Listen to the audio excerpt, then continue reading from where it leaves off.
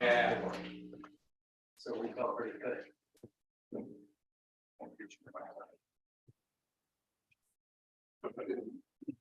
Oh, the other thing, Wait, you talking to me or him? I'm talking to him.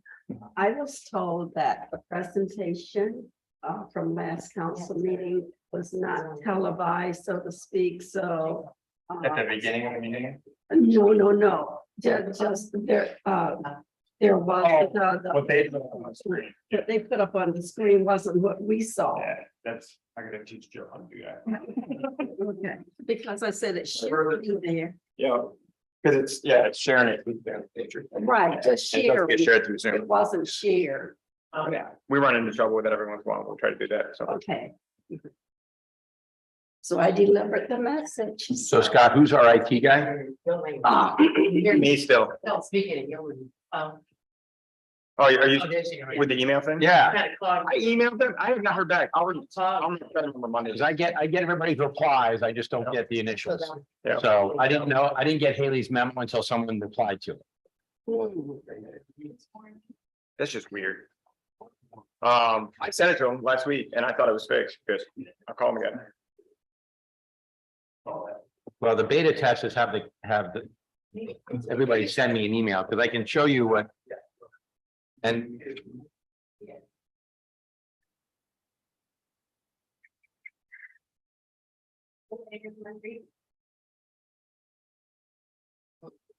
well, we'll go ahead and get started because I'm sure it's going to stay here forever. Let's make sure that our microphones are on. And I'll go ahead and call this meeting to order at 9:05 a.m. We can all stand for pledge of allegiance, please. I pledge allegiance To the flag of the United States of America and to the republic for which it stands, one nation, under God, indivisible, with liberty and justice for all. City Clerk Domingo, can you take a roll call for us, please? Councilmember Williams, Present. Reed, Jackson, Here. Waller, Here. Davis, Present. French, here, and Mayor Snyder. Here. All right, so we are here this morning to go over our 2023 budget. At your desktops, you have our city manager's notes on the line items. She had said previously that there were no major or significant changes in the budget for the upcoming year. So I'm not sure who wants to take the lead on this conversation. If Director Clark would like to kind of get the ball rolling. Sure. Hello, everybody. My name is morning. David Clark. I took over for Tom a little over 2 months ago. And I spent all last week developing this budget. First, I want to kind of explain what you're looking at. You'll see that we have 2020, the first column is 2020 activity. They're actual numbers from 2020. Actual numbers, the second column is the actual numbers for 2021. And the third column is the original budget that was put together for 2022. And the fourth column is activity up through 10 months for the city. And I spent last week projecting every line item, what I think it's going to be for the year. And then we put in our requested budget on the last line there for 2023. A good way to look at this is to kind of look at what the budget number is and compare it to what I think we're going to end up with in 2022. And also to look back at what the previous years have shown. Like City Manager Snyder said, there's not really much changes that I could see except for two things. There's a project going on. I think Kevin can say a little bit more about that with MDOT next year. The total project's about 3.5 million. We're going to get up to 95% reimbursed to us if everything goes well. But if you look on the last line on the first page, there's 3 funds that are going to participate in the shortage until we get the money back from the state. So we anticipate having to transfer out 777.18 will come from the general fund. Hopefully, close to 95% of that will come back. And then the other fund that's going to contribute is the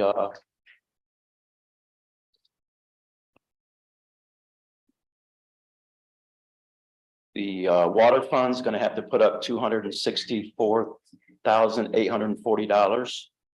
And the sewer fund will have to put up $12,440. So the total is $1,050,398. That 3 funds will participate in the to cover the shortage until we get all the funds back from the state, up to 95% of them. The other major change is our investment percentage that we're going to get back on our investments has really gone up. Every time the federal government raises the interest rate, it affects the investment rate return that we're getting.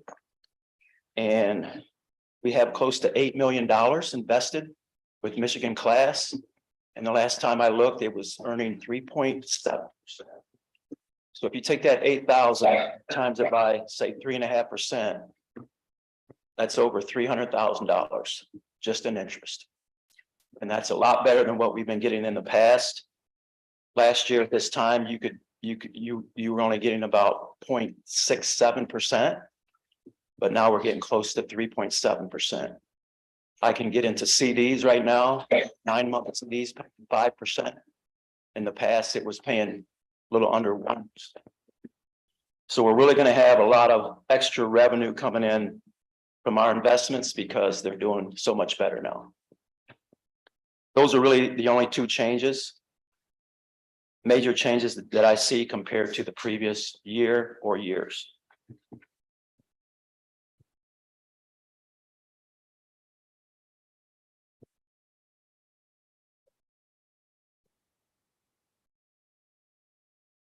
What page is the investment on? You can look at the interest. Which What page? page? Which page? Well, each fund has its own interest. Oh, okay. Each fund has a certain amount of money invested, but the Okay. total city has over $8 million invested together. So each one of its funds gets its own interest, because in fund accounting, everything's got to stay in the fund. Can't commingle funds. So if you look at the line items, Give us an example, please. So are you talking about like under the revenue? What page? all right, so on your first page, I don't see an interest line, so. all right, yeah, well, this is what Haley wanted me to give you guys, but I did print out a little bit more detail. So I'll give you each one of these. So I was kind of surprised that she didn't print this out, but. That's what one. That's the one we're used to. That's what I was. Yeah. That's the one I'm used to. Yeah.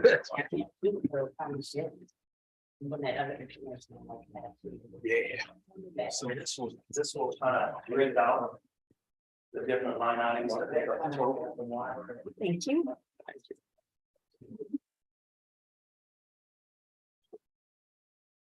So is this, okay.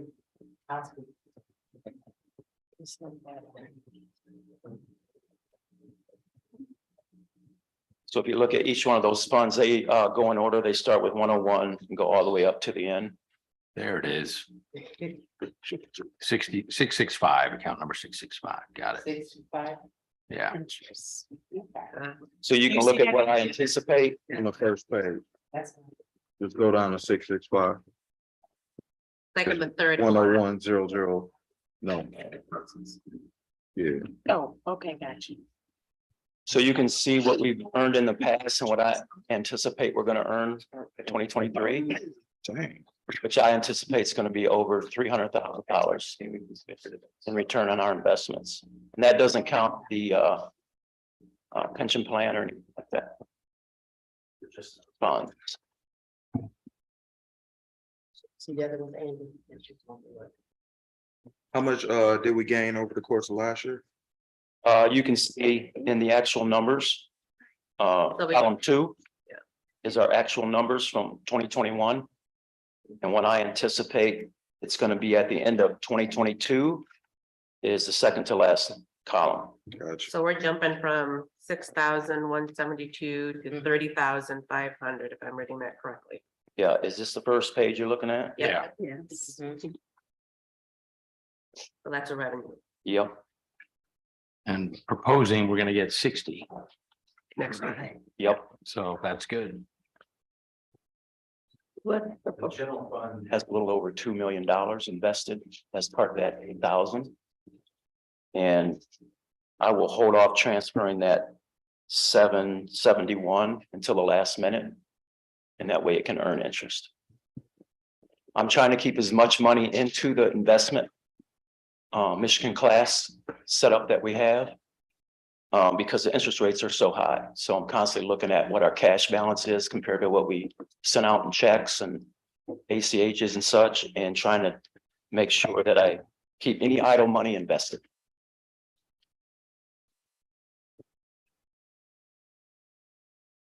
But like City Manager Snyder said, there's really no major changes, but we anticipate doing just about what we did last year. I had my payroll person, Connie, put in all the payroll numbers.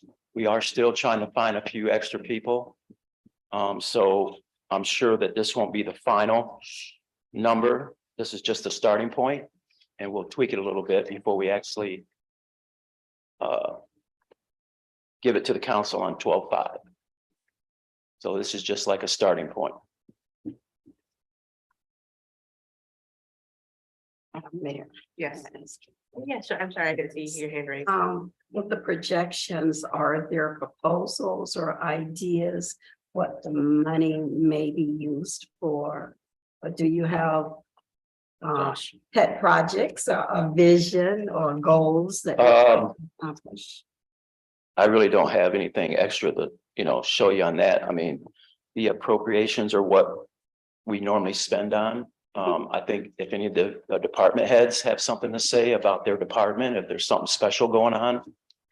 And I think They that's could be more, welcome to come up and talk. City manager, yeah.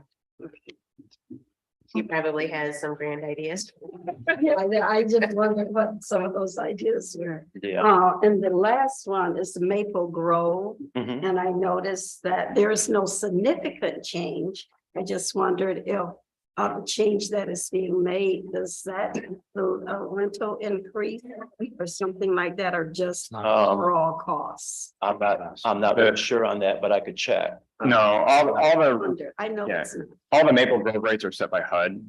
So that's done. I can't remember when it's done now, but it's done on a regular basis and Okay. it doesn't really have much change at all year to year. So I just saw there was some, that's wondered what was going Yeah. on. it's based on what HUD says we have to do. Okay.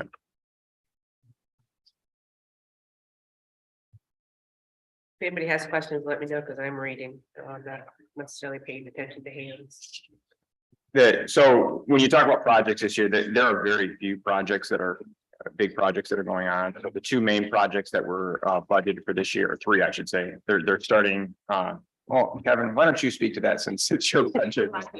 The Haven Road project, the Albion Street Bridge project, and whatever's going on at the wastewater plant. Okay.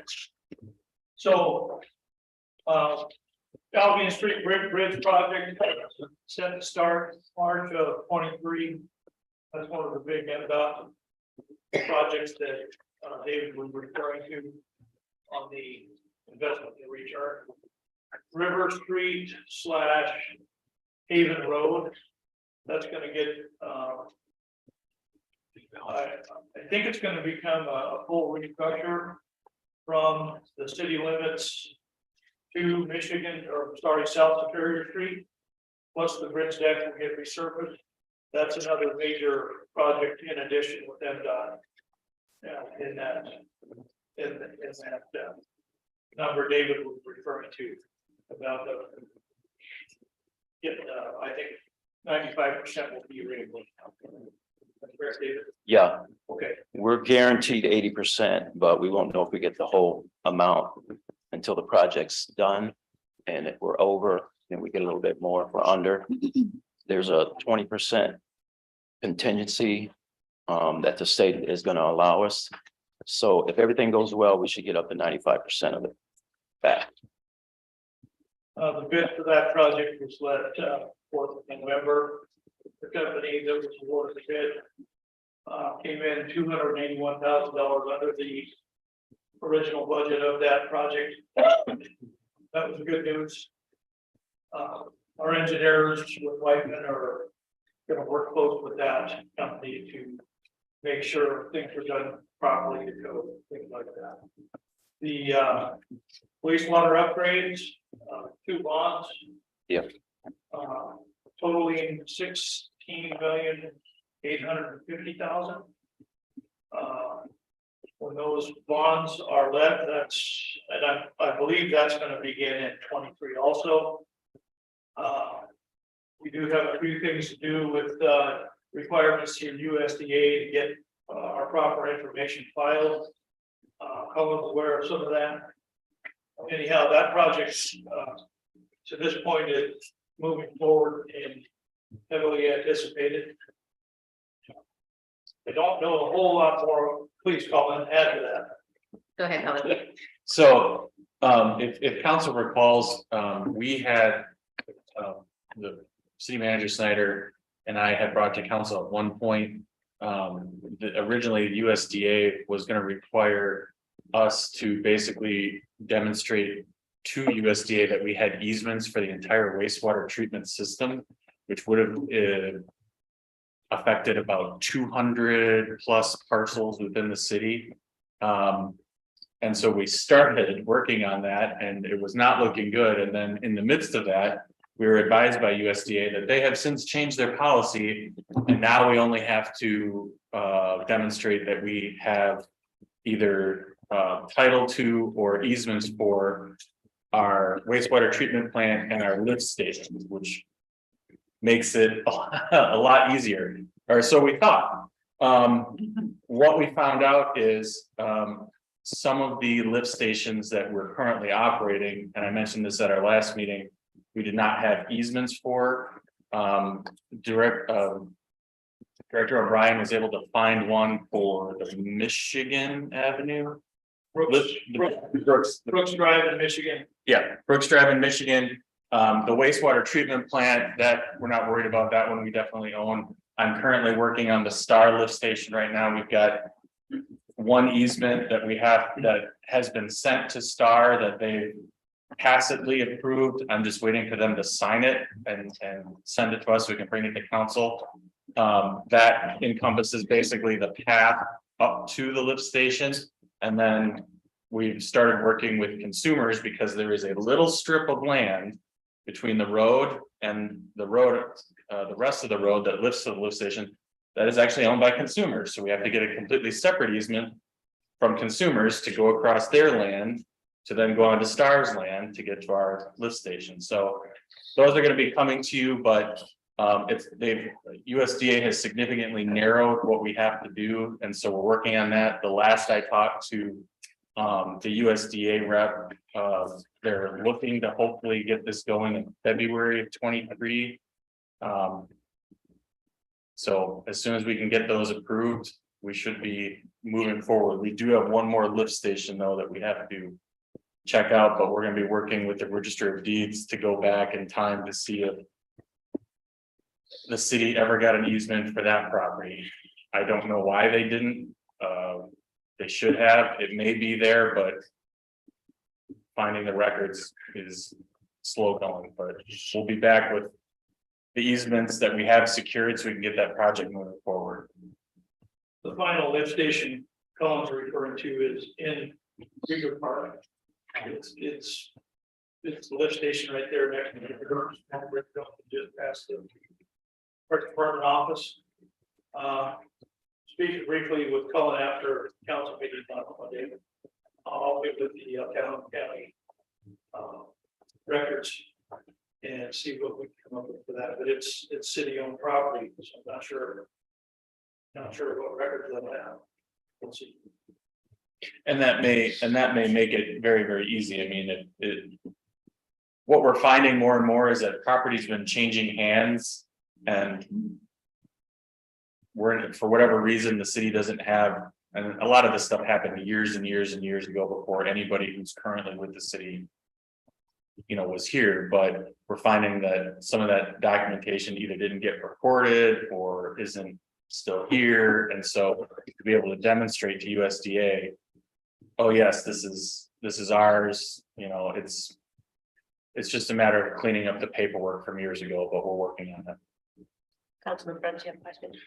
So just going back historically, 4 or 5 years ago, when I was on council last, we were talking with water department about another tower for water on the east side. What's the status of that project? Is it dead in the water, or are we still working on it, or?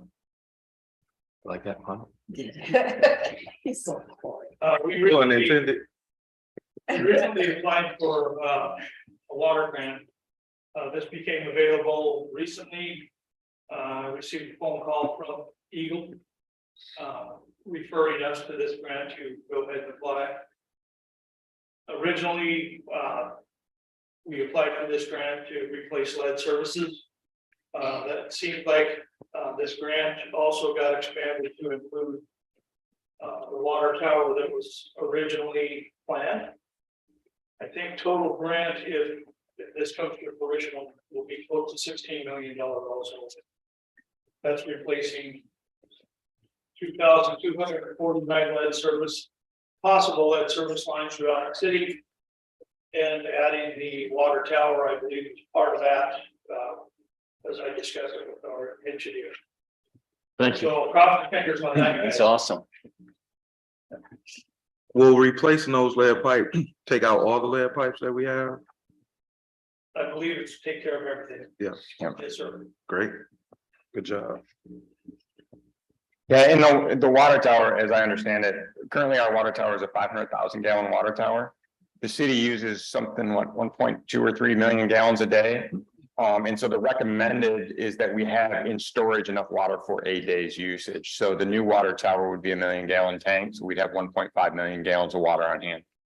So Above ground. above ground. Yeah.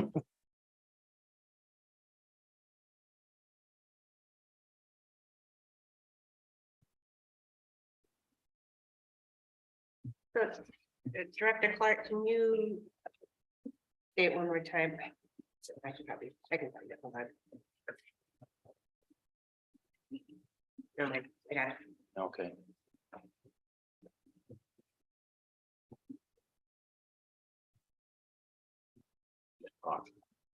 I'm sorry, Mayor Pro Tem Jackson. I just wanted to, can we just go down by the items? So that if somebody have a question, they can go, if we just go down like Haley has it. On You the, mean on under- her budget, yeah, I believe that's why she did it, If we had any questions, and you can keep that one, then we're not like all over the place.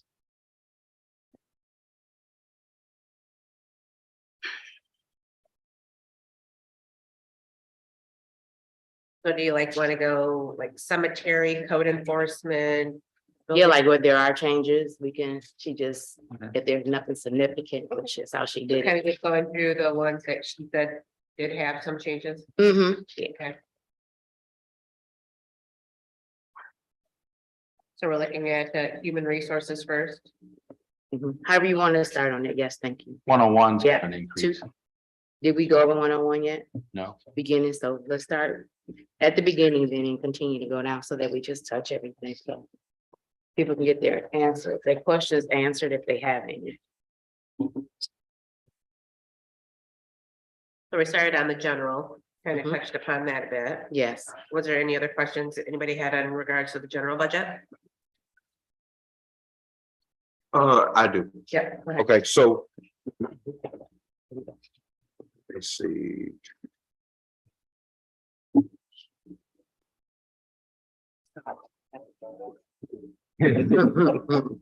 Okay,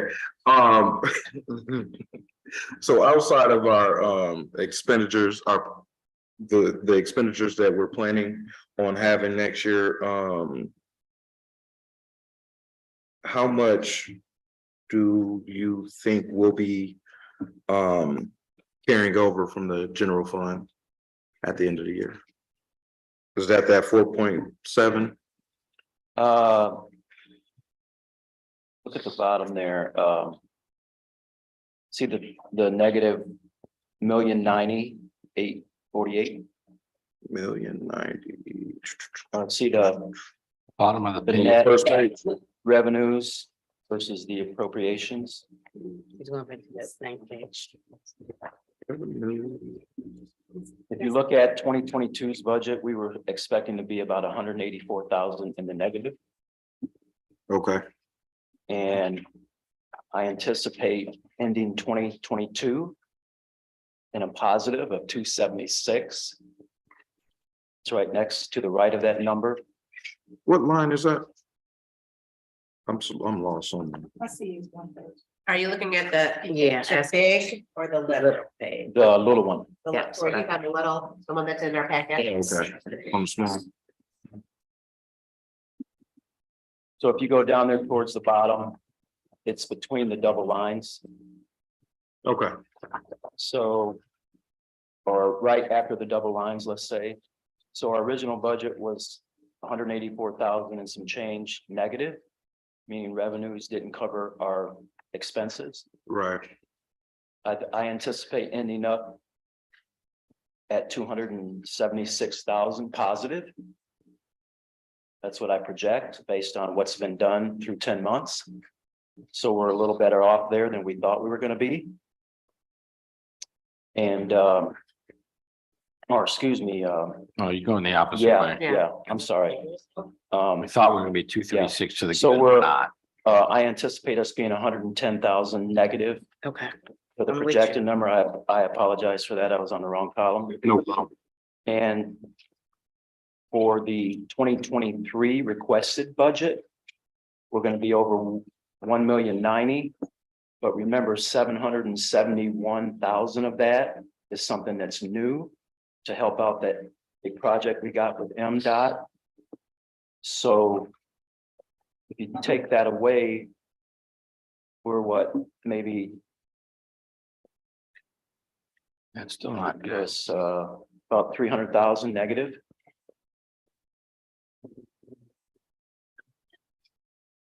Okay. Yeah. Yeah.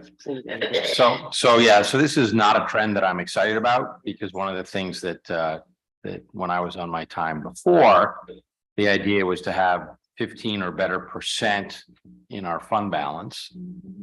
And we're not there. And it suggests from the rate of negativity that in 2 years, we'll have no fund balance in the general fund. Thank you.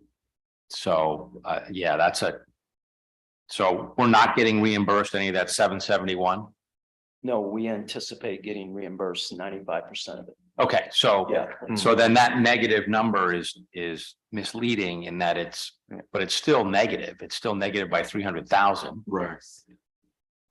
And that's, triple what we anticipate to be our negative this year, Because that number has to be added in here. right? Right. well, that's what the project requires. I didn't do the project. No, I'm not accusing you of anything. What I'm saying is I'm just trying to let people know that we're going in the wrong direction from a budget point of view. I know we have to pay for these expensive projects. These opportunities we're getting $16 million and it's costing us 700,000 or 300,000, whatever it is. So it's definitely a good thing, but in the overall budgeting of our city, the goal is not to be relying on our general fund our fund balance to sort of cover our budget shortfall. So as we think about what we are budgeting for, are there areas where we can find economies to help offset the 300,000 that you're projecting after reimbursement to be So our fund balance currently is made up of the fund balance and ARPA funds. Right. ARPA funds have to be expended over a period of time. Right. And so I'm not sure that 300,000 is coming out of ARPA funds, not fund balance. You told us. We don't because. Correct me if I'm wrong, David, but I think that's the ARPA funds were all rolled into the fund balance last I knew. Right, but Right. when I left council in 2018, we had more than 30% in fund balance, and now we have like 10%. And so I'm just looking at my past experience ending in 2018 and my experience now. So, you know, we had over $1 million in our fund balance 4 years ago. $500,000 of that went to tear down Union Steel. Yeah.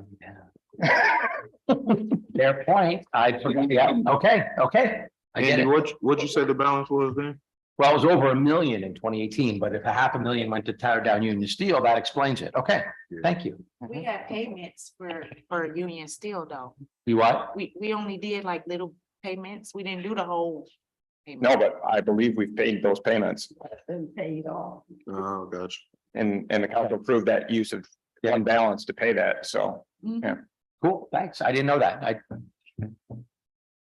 So we done paying for Union Steel? I'd have to double check on that. I'm not 100% on that, but I thought it was over that period of time. Do you recall when we did that or? It was like, I wanna say it was 4 or 5 payments. Right. And Yeah. I think it was over the course of like, wasn't it over the course of like 2 years or 3 years? So Something like that. Thank it was a you. fairly short window of time.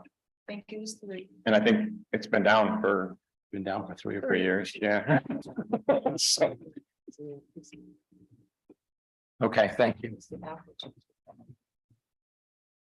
yeah, we're not paying it out of general fund. We're spending the money other ways. Okay. It's still concerning, that's So all. what's the real number? That's what I'm gonna ask Angie to say, but I can't. So We need a different number. So I think that the number, if I understand what you're saying, the number is 1,090,848 is the real number in terms of our deficit. But that includes a transfer to help on that project, but we anticipate getting that money back up to 95% of it. What is that negative? That 95%. But I can't budget for that until I know it's gonna happen. Exactly, Right. exactly. And I'm just anticipating what I think is gonna happen in budgeting the maximum that we would have to pay out. But I anticipate a lot of it coming back. Yeah. Right now, I can't budget for it because I don't know if it's gonna happen or not. Right, Okay. I right. guaranteed 80, but we could get up to 95. So So I I'm apologize budgeting there on that part. what I think is the worst scenario. Let's say. I see. Okay. Gotcha. So I see your general, and then I see your transfer out if you just talked to us about the 771 and the 118 is what I was showing Andy. So that's how you came up with that number basically, when you added those together. Yeah, Okay. which would bring that negative down to close to 300. Okay. Color. if And my- so maybe just for purposes of clarity here for the rest of council, so that, because I know there's been back and forth and maybe people might be confused and Director Clark can correct me if I'm wrong. So ideally, if that 771 is reimbursed 95%, that number then will be added to the ending fund balance of the 565. So really, you're going to be looking at close to 1.2 ending fund balance. Right, Yeah, Yes. Okay. right. And my concern is still there in that we're 300,000 negative. Cultural replace it. And so how we find a way to replace that or grow that, you know, long term, it won't happen necessarily in this year's budget, but I think that. In another example that's happening, public safety is still in the process of hiring 2 people. They're budgeted for the entire year for salary and wages. MCOs is now offering grants to pay for their training, the police academy training and their wages during that time, Oh, okay. which is 5 months period of time. So I have 2 employees that won't be paid for 5 months, basically, that will get reimbursed for that money. But again, I don't have the grants, so I can't really budget Right. into it. I have to budget the people. So that helps. So that'll, I mean, there are things that'll happen, that'll change, but I can't Right. predict things that we don't have yet. Right, right. This one is as small as it seems. Yeah, that's what it seems. Yeah, right. It seems. Thank you both. Yes, clear understanding. And then, also I want to add, my 2022 projected, that's just looking in the future. I could be totally wrong there. Some of those numbers could be a little high. I based it on what happened through 10 months and projected it out to a 12-month. So, and I looked at each line item last week. I looked at so many numbers, I was going crazy. But I went through each line item, figured out where we were through 10 months and projected where I thought we were going to be at 12 months. And so some of those figures could be high, some of those figures could be a little low. But again, if you don't know until the year ends, you see what you actually spent. So it would be nice if I could wait till the end of the year and do the budget, but we don't do it that way. So we're We gonna have to spend get it in before the end of the year. we're gonna spend $18,000 on tree trimming in the next 2 months. Really? Probably because of the storms. Yeah, you'd have to ask Kevin. I know, that's all right. I'm kidding.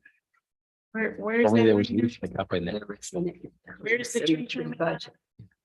I was just making a joke. It's a line item, 444 in appropriations. I'd like to address that. Currently, as it stands, as of right now. I believe we're gonna owe our contractor in the neighborhood of $11,000, what is on the dock. Right. That's Yeah. the last 2 weeks. Yeah. Referring back to those trees on that list I gave you guys, that rated it a 9. Yeah, I forgot about that. Static rate, get it down, that's Yeah. $3,500. Yeah. We gotta do it. Okay. That aren't down yet, but we're gonna get built. Just Yeah. probably close. Can you check and see if it's cheaper for us to buy? All right. Okay. Let her go down. This is sad. Do we need to do? Right, so then do we want to go on to 72. the major street funds? Let's do it. I think normal. I hear you. Yeah. I mean, he went over to 444. You guys go as well. I just believe you just go down the line, wait till it gets to that point and speak on it, then everybody can get a clear understanding. We don't have to go back to anything. You go down this list, which is an agenda. We stick to the point and we do, we need to be done. Everybody's questions get answered. So you only want to do what? You only want to do what's on the agenda and not through the packet? No, this is, the whole thing is on here. She put all the line items on here. Basically, just, are there any questions about the 000 revenue fund? Are there any questions about 101 city council? Thank you. Yeah. I like that to increase desire to. I think some of the councils have all of their council members there. For conferences and workshops, so I think that's good. That last one I wanted to go to, but I know. we can do it. Talking about the training item. Training, Conference For and training and workshops and okay.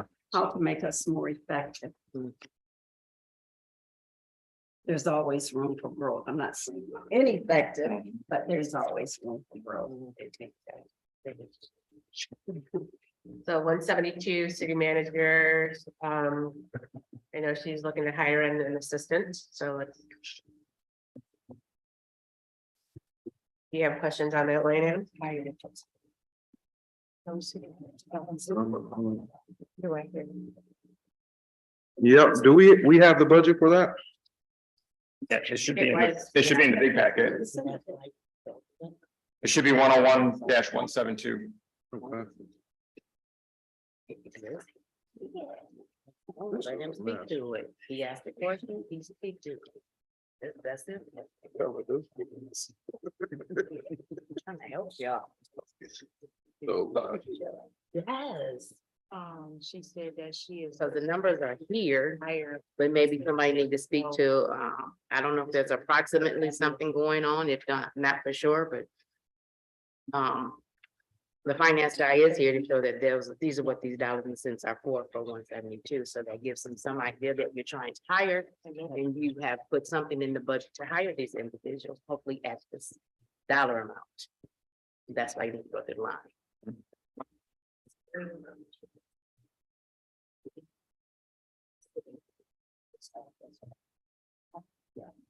Do we have any questions in regards to that line item? Yeah, what's the budget look like? I can't see where the line item is. So in the little. Councilman Williams' little packet, yeah. Okay, In the little packet, you can see them on the little packet. all right, I got you. All the line items. Oh, okay, here we go. Yes, that's easier to read. All right, my bad, y'all. That's just fine. Totals everything, right, Yes, it does. by fund, All right, we gotta do. and for the general, it's by department. I think it's in the general fund. In the big packet, it should be almost in the same order. You just have to find the one that says 101, 172. Correct. Where Yeah. it starts. Yes. Yeah, that's what I was having trouble with. Your first page on 1 of 57 starts with row 2. Yeah, so we're looking at the little packet. Right.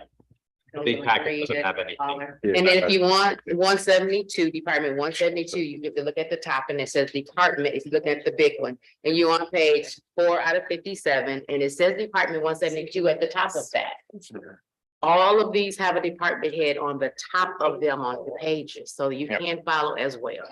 Yeah, that was on page 4. Oh, I just said that, page 4 out of 57.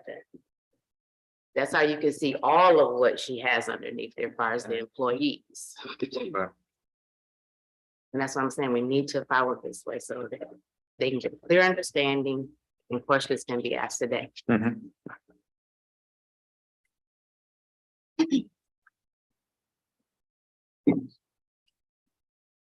All right, so next we're gonna go to human resources. Okay. 226. Are we looking to hire a new human resources person? Or- Yes, I just spoke with Haley the other day about that. We had some applications and we're gonna look to try to do interviews the week of Thanksgiving, hopefully. So we can get that moving along. It's a place.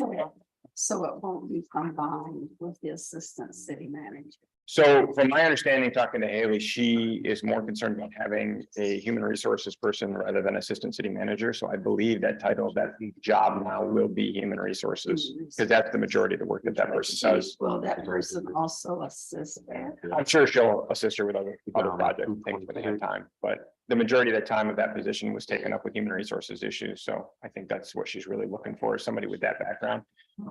She initially posted the job as assistant city manager and we got very little interest in it, but when she changed the title to human resources, we got a lot more interest, so. And maybe more expertise. Correct. So did you read her 226 on the bottom? He said exactly what you just said. Oh, wow, see, I know some. She said using the wages of 101 through 226 to 702 of the account for a portion of the city manager and assistant city manager salaries will be incorporated in. Yeah. That's a Councilman French. part-time position, correct? Or is that a full-time? That's a full-time position. So where, aside from human resources fund, which is 27.4, where else is she getting So salary? right there, the, It's right here on the page, no, at the bottom, with the second from the bottom, 226 resources. I understand that, but the salary is only 27,400. right, the other portion is gonna come out of the city manager's budget for assistant city manager. It's a full-time position. They're just splitting the work out between two different departments. Okay. Okay. Because we may not get anyone for 27. The budget used to be way more complicated along those lines. We used to split people's time up between. I remember. Budgets all the time, and it was very confusing trying to say who was working where. So we've tried to get away from that, instead transferring funds for work that's done. Right. Yeah. That sounds better.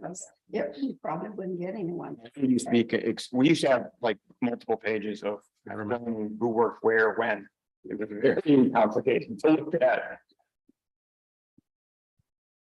And most of that came out as a result of the water funds and the street funds and the extra money that comes in, so that the people that were doing work in those areas, but that even included the city manager was getting a certain amount of money from those funds, just trying to, when we were short on money, trying to work it all out, so, you know.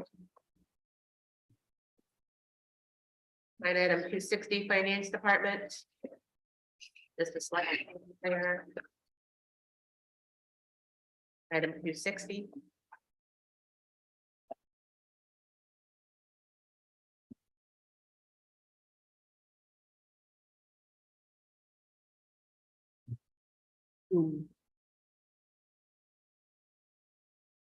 Page 6 of 57. You need it broken down for you.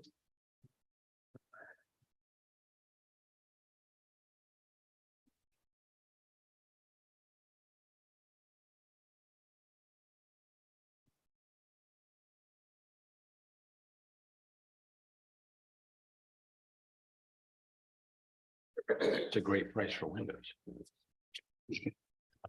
So Director Clark, right now on that line item. Current activity for 2022 is 410, 346, but you're expecting. By the end of 2 more months to be 555.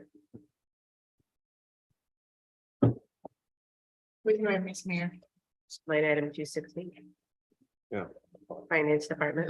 Okay. Yeah, well, that's where we got right now. Okay. That's where we'll be at.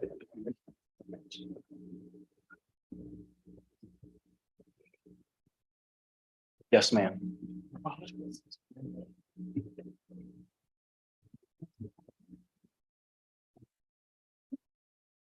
What was the question? But this, that just seems like a huge jump in 2 months. Yeah, 145,000.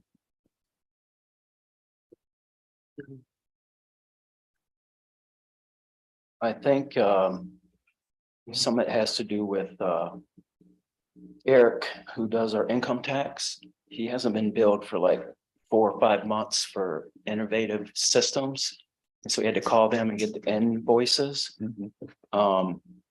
So, and then the other numbers I had Connie put in, I don't know if the payroll numbers are out of whack, but that's what she anticipated.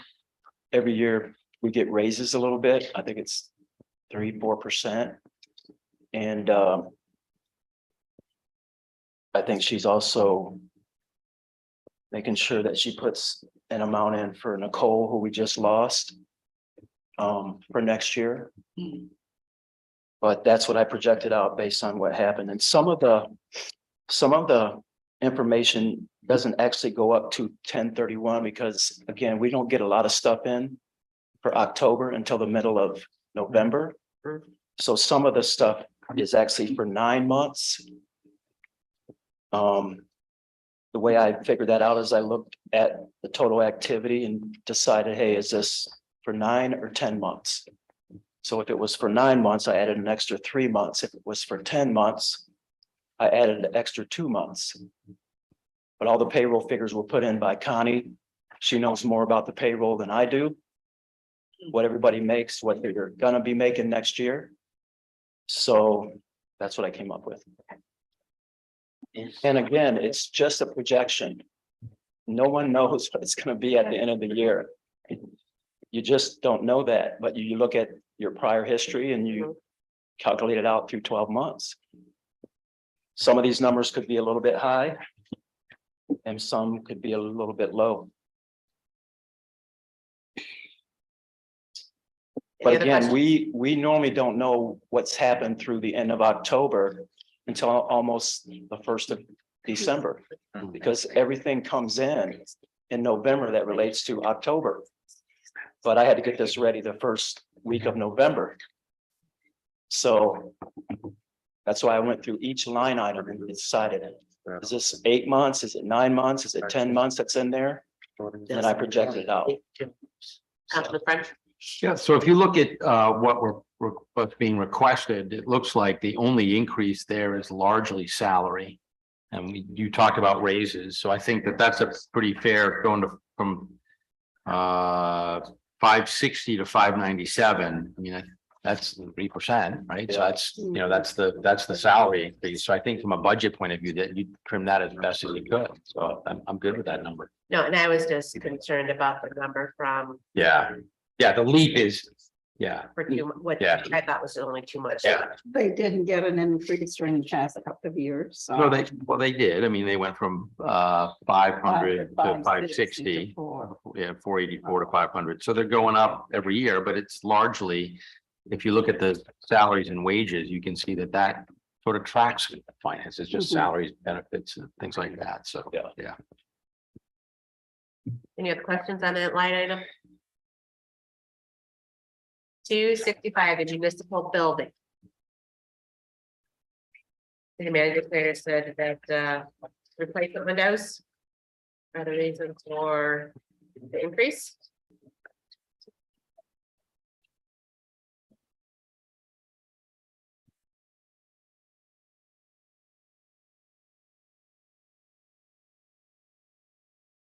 With the windows, just give you a little bit of update. Prior to Kevin Markovich leaving in 2013 or 14, I think it was. We were replacing 1 or 2 windows in this building a year. Most of them had been over on the public safety's locker room side.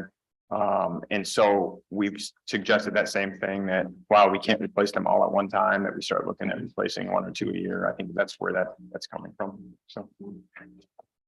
Was there a problem with the air conditioning or heating system last month? For this room, For it this was, one? yeah, So has that been repaired or is that reflected? It's already. it would have been in this year's budget and paid for in this year's So budget. it's not So, everything, so we won't have to worry about that anymore. shouldn't, not for this room anyways.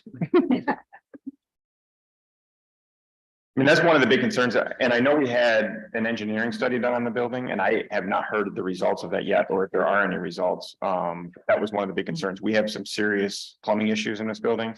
And we have, the other issue is the cooling in the building.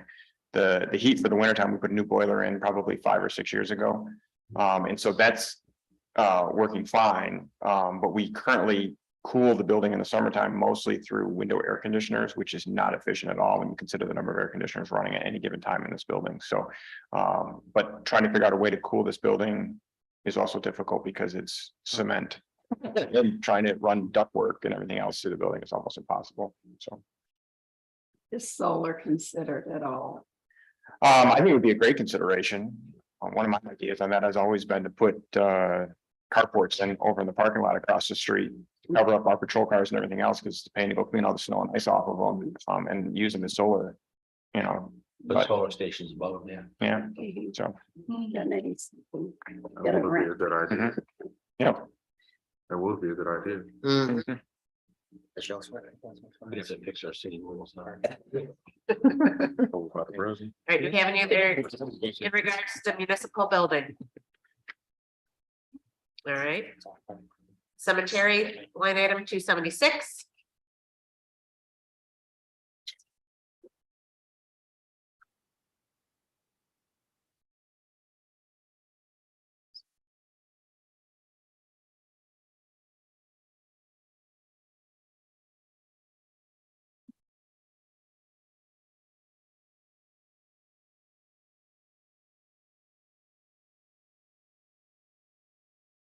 We lost. There we go.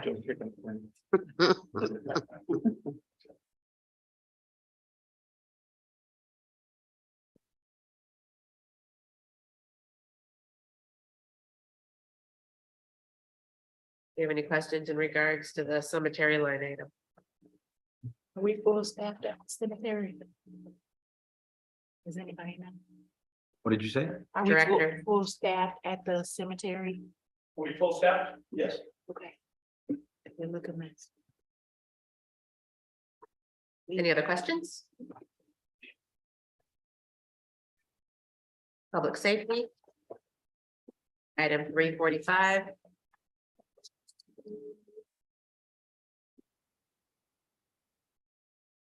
Catch your car back, it's blue, I mean, your truck take is blue, I think it. I know, but so we ordered that truck in. It was supposed to be here at the end of August of 2021. It did not arrive until February of this year. And then because it was so late and it was difficult to get the equipment for it, we did not get it until just a few weeks ago from the company that outfits it. This year we had budgeted to buy a Dodge Durango. We cannot get them. So we had budgeted in the budget this year, I think it's $22,000 a year for 3 years that we pay on them. And we did not purchase a vehicle this year because we could not get a vehicle this year. And currently I am having no luck getting a vehicle for next year. So I don't know where we're going to be with patrol cars coming soon.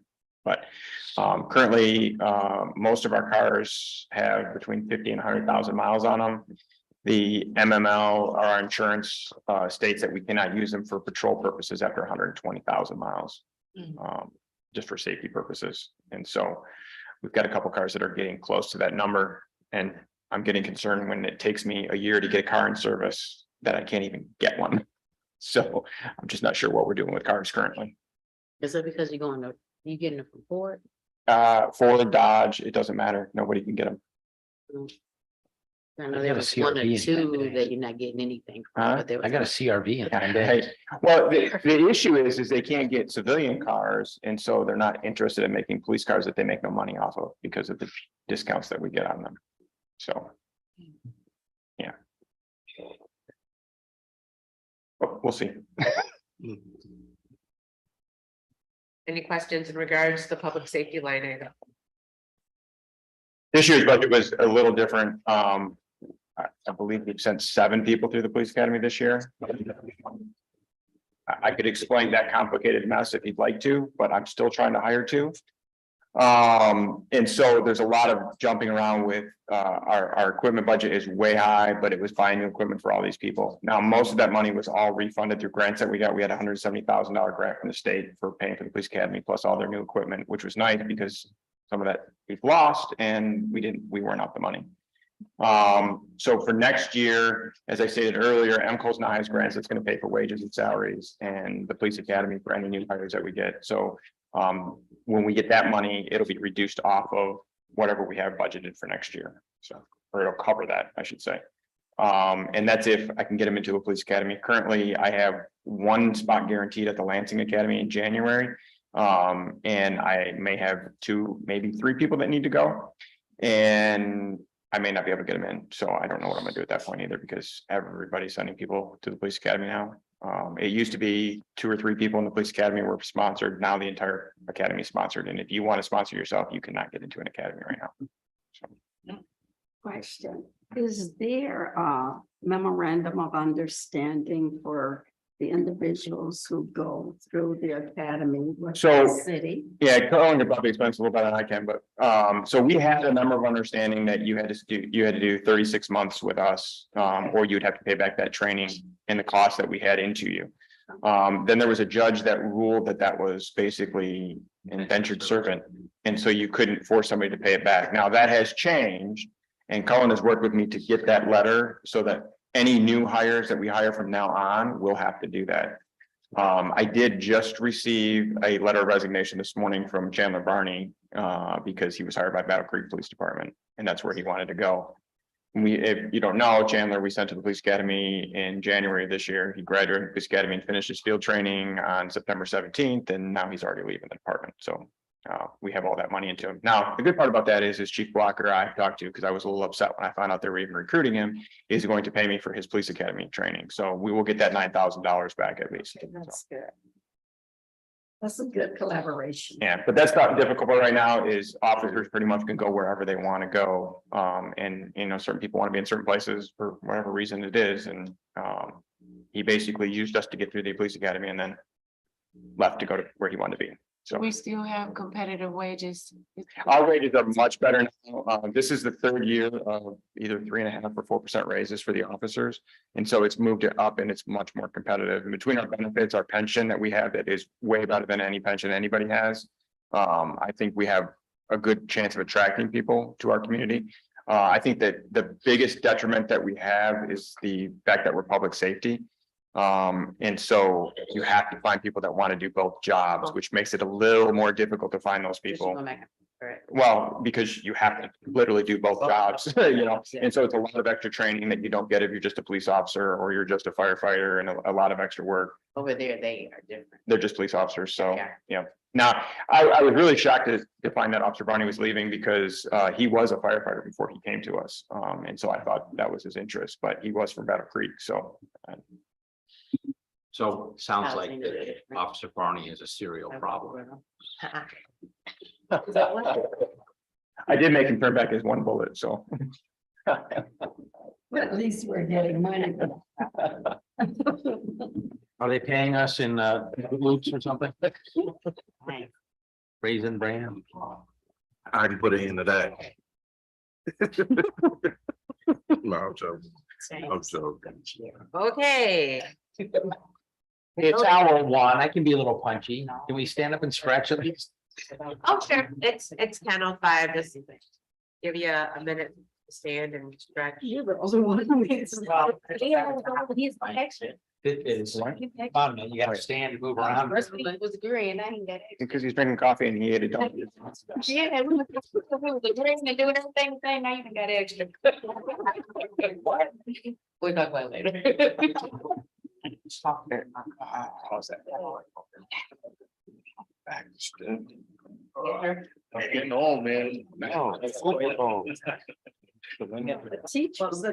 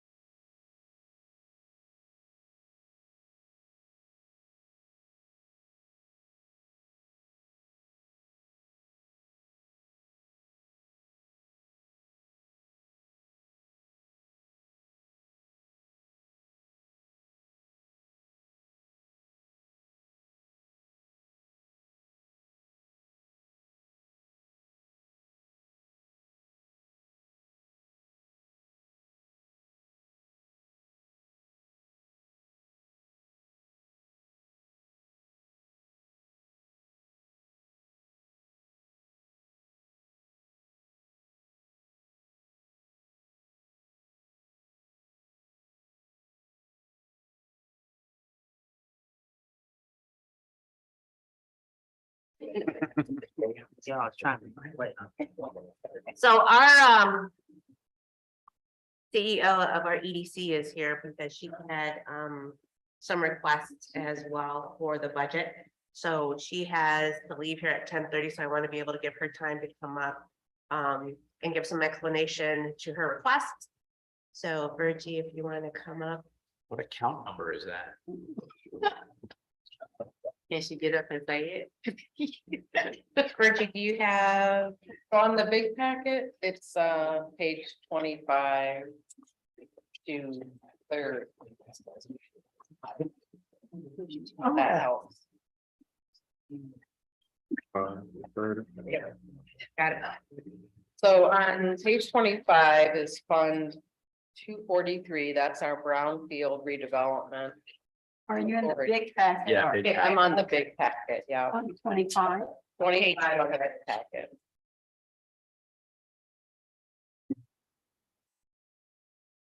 And we have revenue that we anticipate based on the numbers actually that Director Clark gave me. So those current property taxes and then the amount that gets transferred in, I think that comes from DBA, but I will have it be corrected if I'm wrong, but I believe that's the agreement.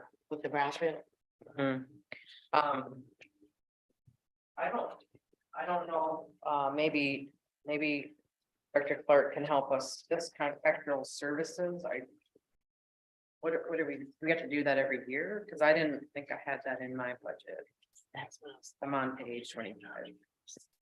Ode to Strategic Loan Fund.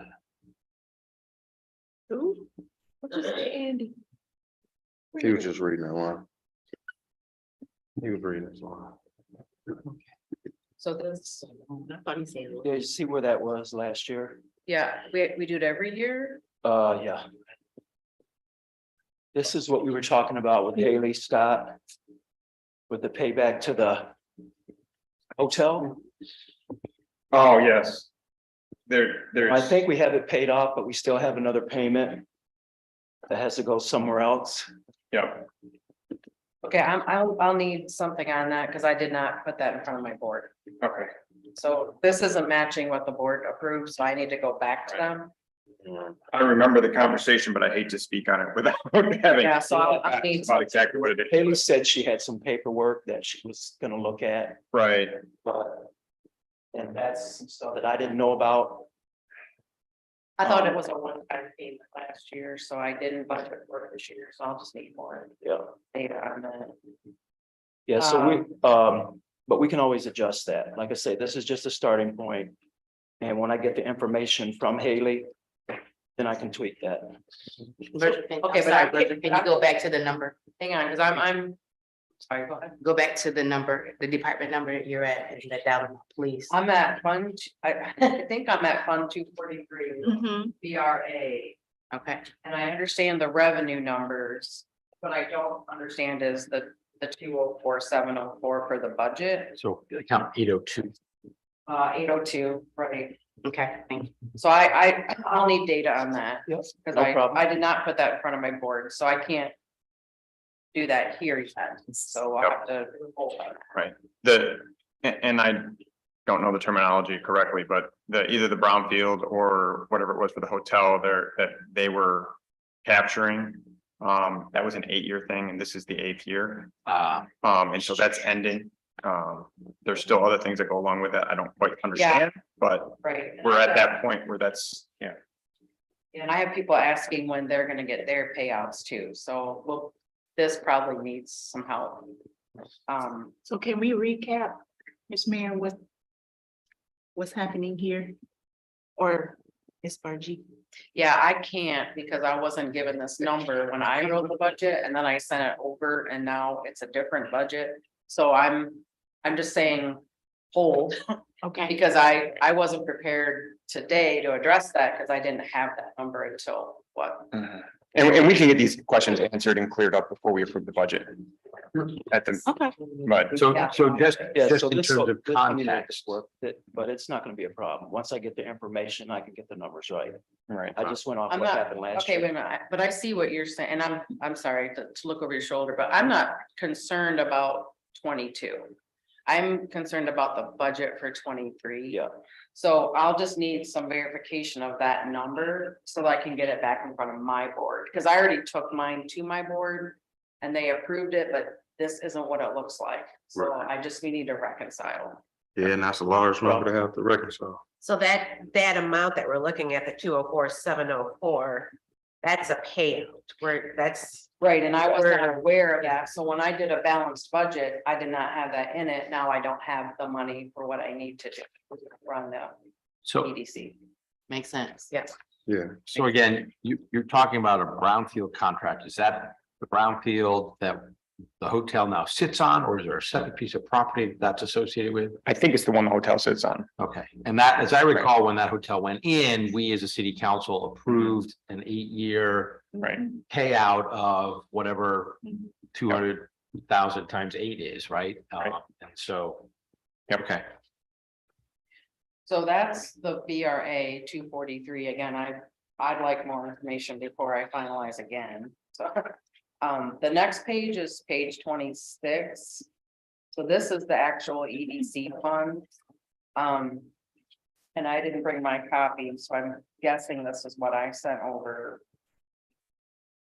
No, Oh, it's not. Okay. no, because you were missing some accounts here. So I took what we did for up through the 10 months and projected out where you're gonna be at the end of the year. Okay. And set the budget for here. So I specifically reduced a bunch of these because I don't have any revenue.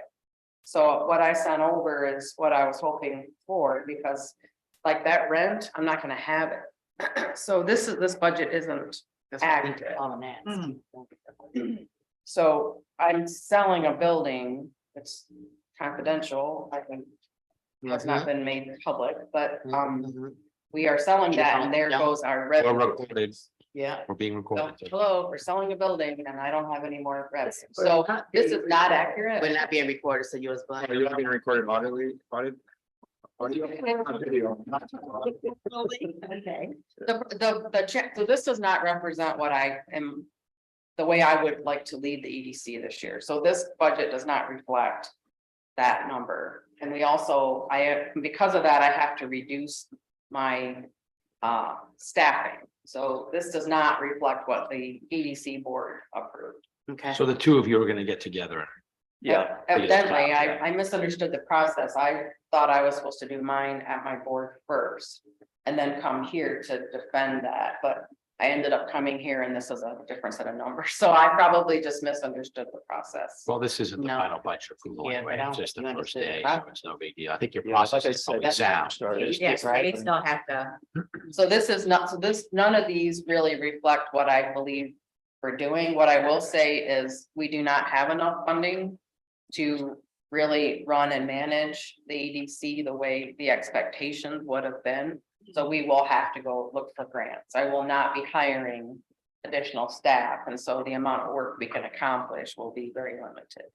So I guess, and then on the TIFA fund, which is page 30, very similar, there's.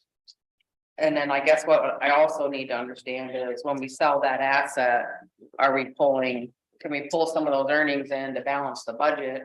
And that's what we did at the EDC level. So this does not represent what my board approved, and I wanted to go on record saying that I did not put this budget. So anyway, that's all I have. quick question. Yeah, So are you the only staff currently? I have one staff member. Okay, And her name is Lindsay Rohrer. And I currently put her in the position of a marketing and branding and communication specialist. So she will be handling that avenue. Most of the hands-on work and all the face-to-face work will be me. So now when I interviewed, my understanding was there'd be revenue to bring another person on. So there'd be two of us kind of managing the face-to-face work, but that is not going to happen under the current strategy. I got you. You gotta gain some revenue. Yeah, Okay, so, I understand. yeah. So that's what I have, so, So Virgie, in regards to your tip of what changes?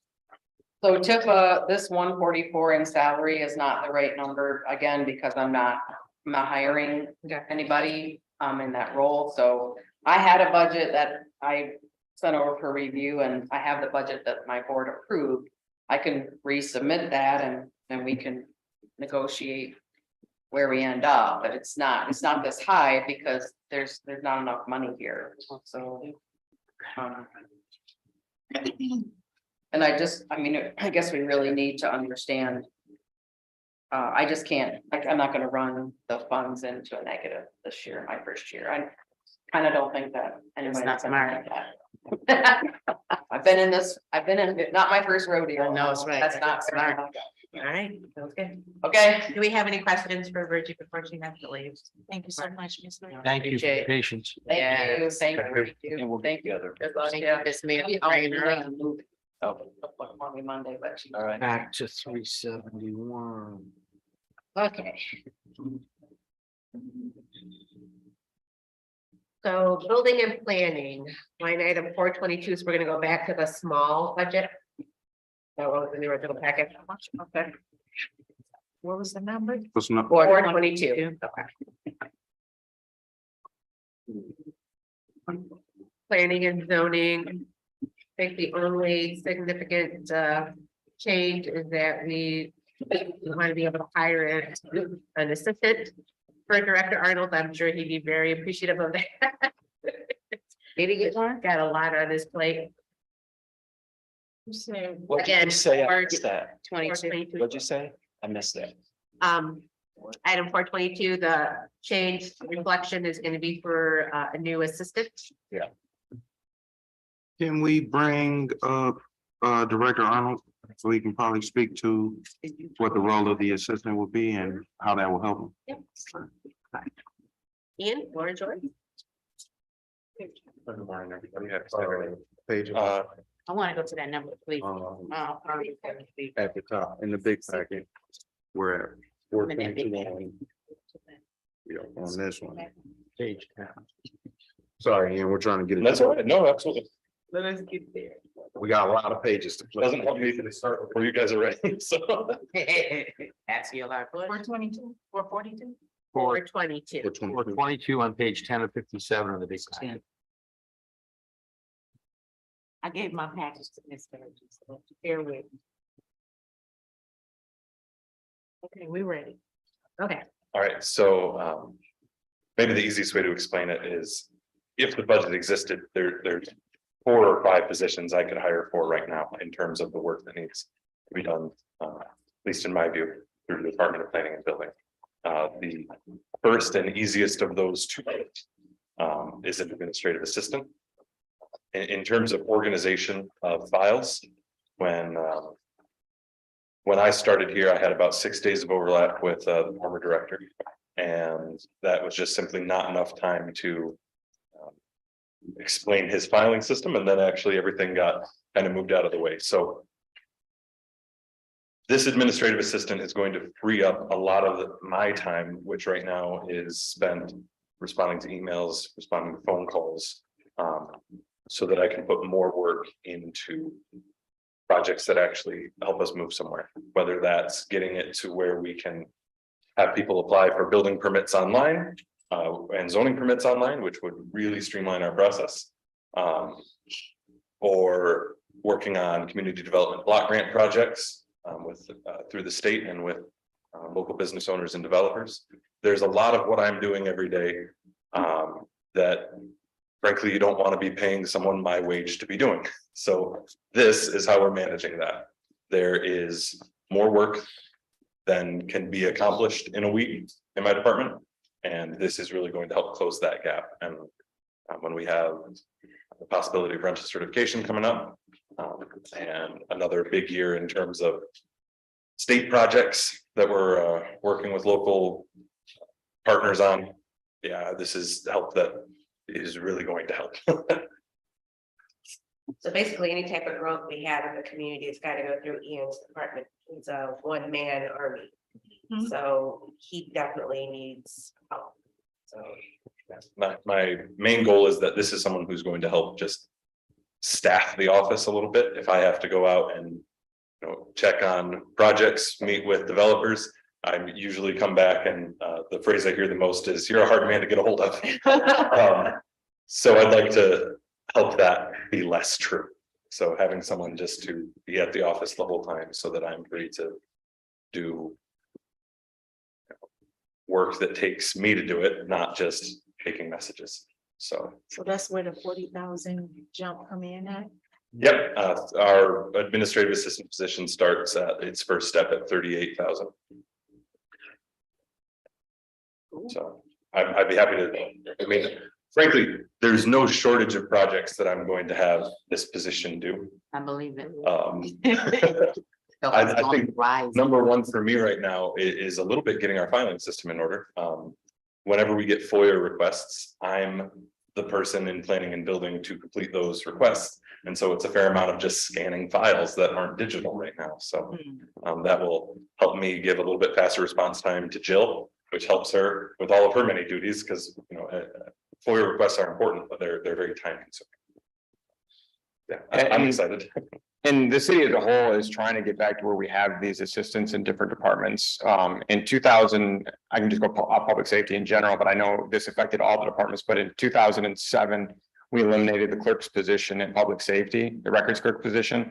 And then in 2010, we eliminated the administrative assistant to the chief. And then it wasn't until 2015, I was able to hire a part-time clerk, which was Carisha.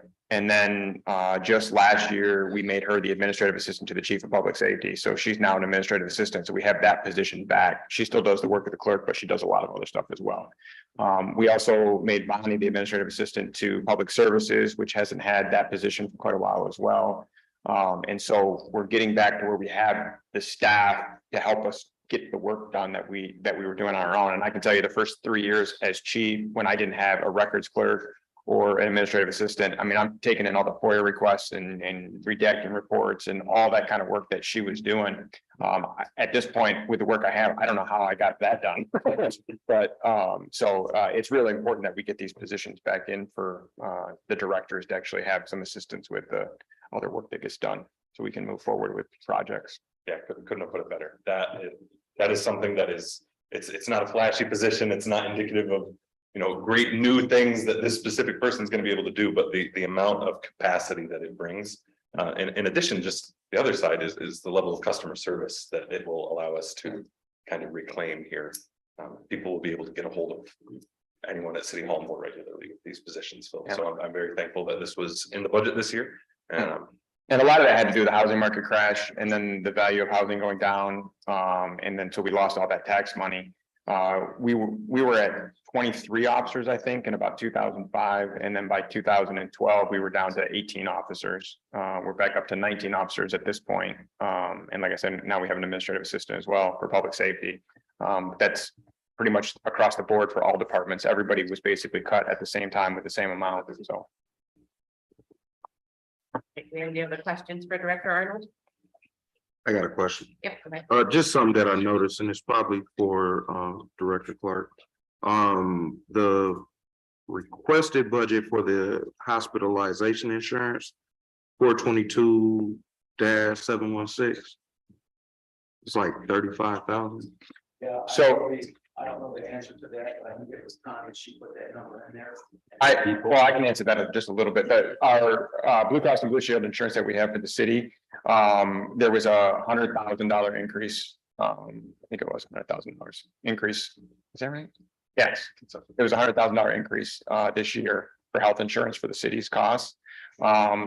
Director or City Manager Snyder had looked into changing to Priority Health, I think it was, which would have saved us probably that $100,000. But all those insurance contracts are within union contracts as well. And the unions were adamant about keeping their Blue Cross and Blue Shield health insurance. And it's one of the great benefits that we have for our people. So we figured out a way to do that. In the meantime, Blue Cross and Blue Shield gave us a $20,000 rate decrease, I think. And so it's about an $80,000 increase. So that's a big increase in all those budgets this year for health insurance. I seen it. So is it dispersed over all of the departments? Well, any employee, it would add to that employee in that department. So this yeah. set of line items on the budget here, 703 to 723. I'm basically told by payroll every year, don't Yeah. touch those. So in his department, in particular, why it would look like a large increase is it's an increase on what Ian was getting last year, along with. Yeah, So that's why it would go a lot with the new employee added to. and then the additional charge. Okay, yeah, I get it. I get it. Yeah, that's a lot. Right. But I get it. Yep. All right. Good question. I think I think the increase was a 13% increase that they said it was, so, but it's about $100,000 for us. Yeah. It reflects the general budget.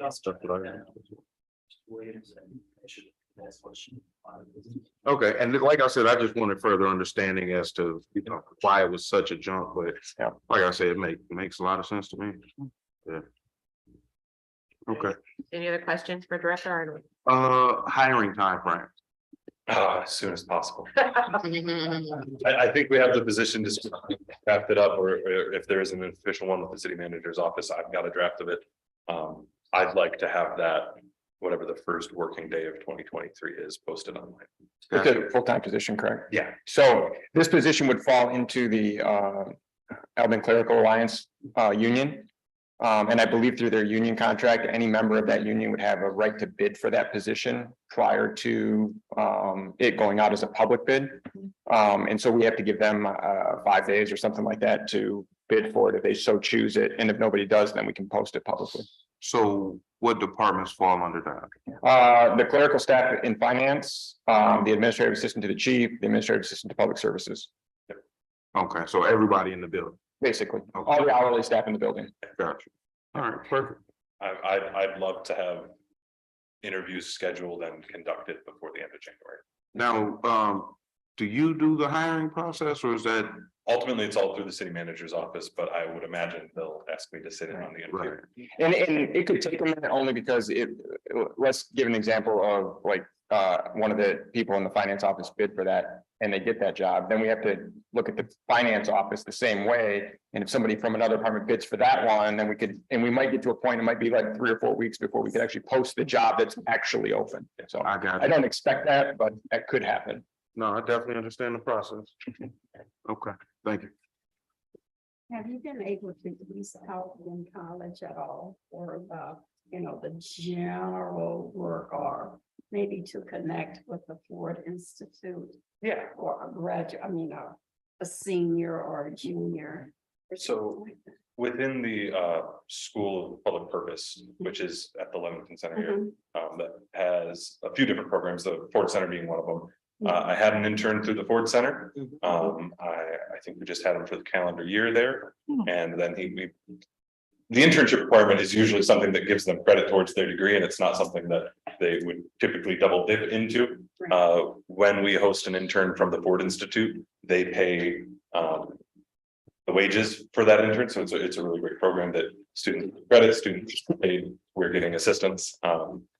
Right now, we have a staff from the AmeriCorps office that is outside of the Ford Institute, but still under the School for Public Purpose umbrella. That staff member is working significantly less than the intern was able to, but that has to do with the requirements of AmeriCorps program. Right. So whereas when I had the intern, he was helping me with some clerical duties and I tried, giving him research projects here and there. The staff member we currently have through AmeriCorps is working on USDA single family home grant and loan applications. So our capacity is growing there. It's a little slow going with I think with any federal program, but at least they're being utilized. yeah, what she is doing is walking residents through the USDA applications. Right. So there's some materials that they have to get together, a couple of different years of taxes, income statements, what have you, but she has been great so far in kind of mapping that process out. We have a meeting, she and I do with one of the contacts we have at the USDA Rural Development Office, so. Okay. Yeah, utilizing it where I can. All right, good. I think we'll probably, It's a valuable resource Yeah. that may be accessible. absolutely. That's what I was thinking. All right. Williams? Thank you. Madam Mayor, I know this is off the budget, but is there like a one pager or something that we could probably send out in our newsletters to let residents know that that service is available as well? Yeah, we could probably, I put it in my department update typically, but. And I guess I'm hesitant to, I don't call it a soft launch, hesitant to You don't want to, advertise it like we're fully capable with it yet. I got you. I think it would be a little premature. As people come to us, I'm saying, well, look, we have this available. If you're willing to work with us, it's not quite so streamlined that I can tell people, This is how to do it. here's your list of information, 1, 2, 3, and we'll have your application submitted. So certainly if you have folks that are struggling with home repairs, please send them my way. Not turning anyone away with that, just not quite ready to say that we've got this big shiny thing that we're able to get to everyone. Okay. We'll hold off. Thank you. Absolutely. Any other questions for Director Arnold? About to hit the ground. Yeah. We know a lot of people that need it. Tree trimming, the contractual services. So I think Director O'Brien kind of referred to that earlier in regards to what we call our is it Rusty Farms? Yep. That we have a Rusty director. Fork Farms. Rusty Fork Farms, yeah. Or rustic. So that is line item number 444. I apologize to Councilman Jackson for jumping ahead. Appreciate you. So do we have any questions for Director O'Brien in regards to that line item? Oh, man. Good on that one? Yep. Yep. Okay. Line item 758 for the river and bike trail.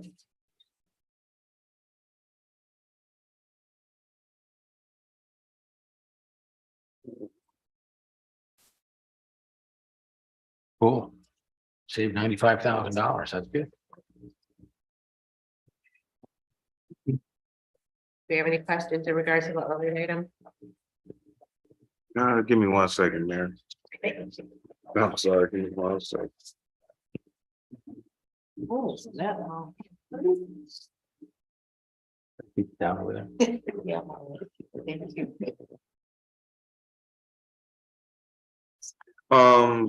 Yeah, I got a question about the bike trail. Actually. Nope, I guess not. There's only $1,000 left in there for next year. Yeah. I guess I do not have a question about the bike trail. I do enjoy the bike trail though. I utilize it quite frequently.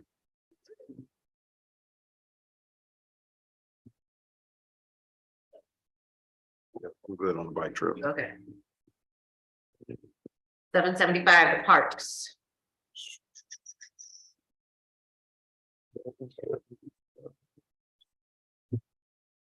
Looking at hiring in not 2 new, but 3 seasonal employees.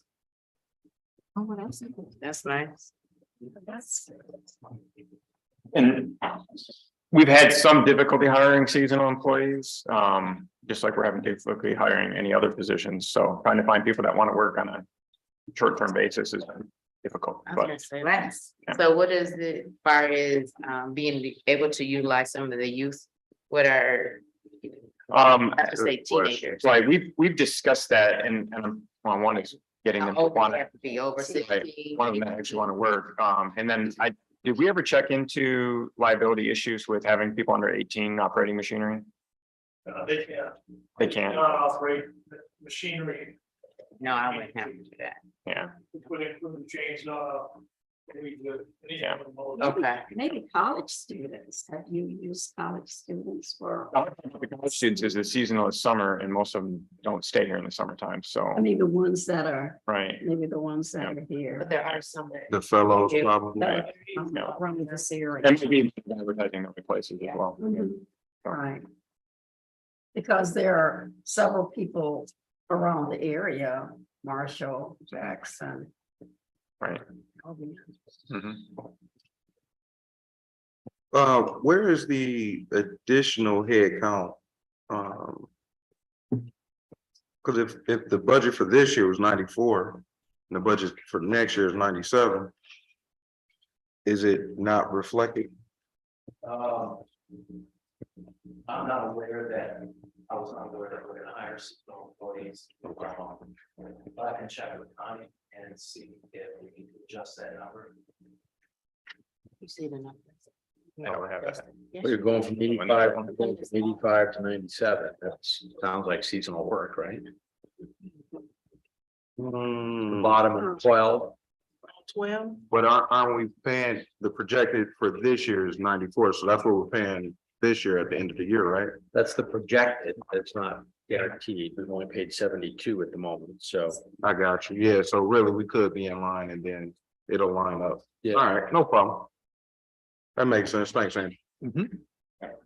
Yeah, it could have been a result of something that we did that's required. I don't know if any of the park stuff that we did up at McIntosh Park caused some of that or where that came from, so. Let's see.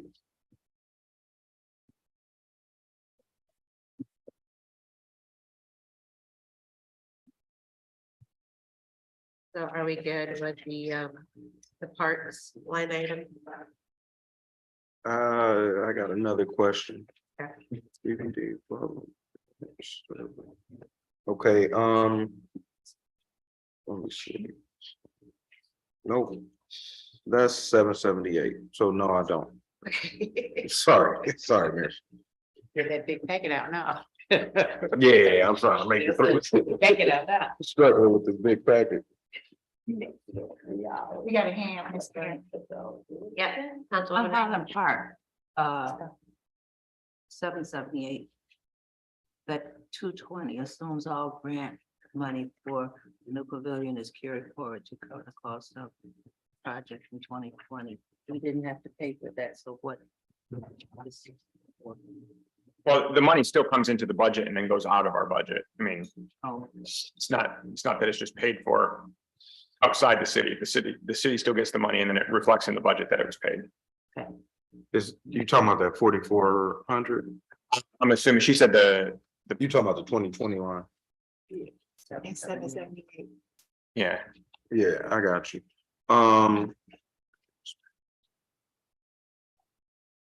it would be kind of like where grant would show up in the budget where we have an income and then the expenditure shows up in the expenditure line. that's not on the, this is not on the budget, but Mhm. the repairs to the roof, have those been done? You know, Kevin, repairs to the roof in Highland Park? For the bullet holes? No. Okay. The big pavilion, there was 2 bullet holes in it. Mhm. Now, would that be paid for out of that 4,400? Or is it coming out the? I'd have to find out. I don't know the cost of repairing it. It can be reported to insurance. And so anything over $1,000 would be what the insurance would pay. I think it depends on. I think it's over $1,000 for something like that. So. Okay, well, let me ask this question. Mhm. It's the 4,400 for. I don't have that in front of me, so I don't. That, what Yeah. page you guys on? It's page 14. I see 14, but I don't see that. In the gray area. Yeah, I see the 4,000 in. That's it. yeah, that's what I'm talking about now. Yeah, it said that it went back into and that was it. You're looking at the Highland Park. Oh, Did you see it say unassigned funds? Nice. Yeah, but my question is, yeah, what's the use and Okay. potential use? Yeah, so that, does Reed have some potential use for that? Several months ago. Yeah. I don't know. I'm not sure if they need it or if it's just for Wait a that, minute, that single part. 2019. That was in 2019. Yeah, if they're saying it's still in there. It's still in there. Is it still in there?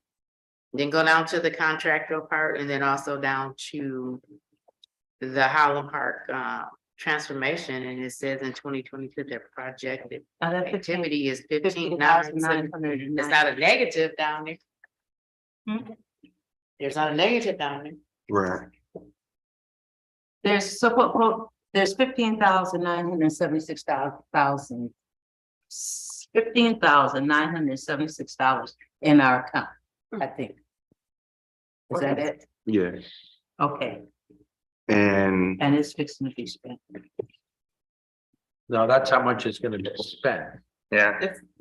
Is there, Spent 13, it's projected that, well, you already have spent, because the line item didn't change, you spent 13,500 on contractual services and 2,500 on equipment. equipment.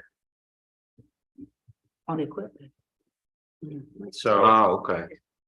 so that's now, so basically, there's nothing in the budget For 2023. for 2023. So she don't have no money. There is no money left,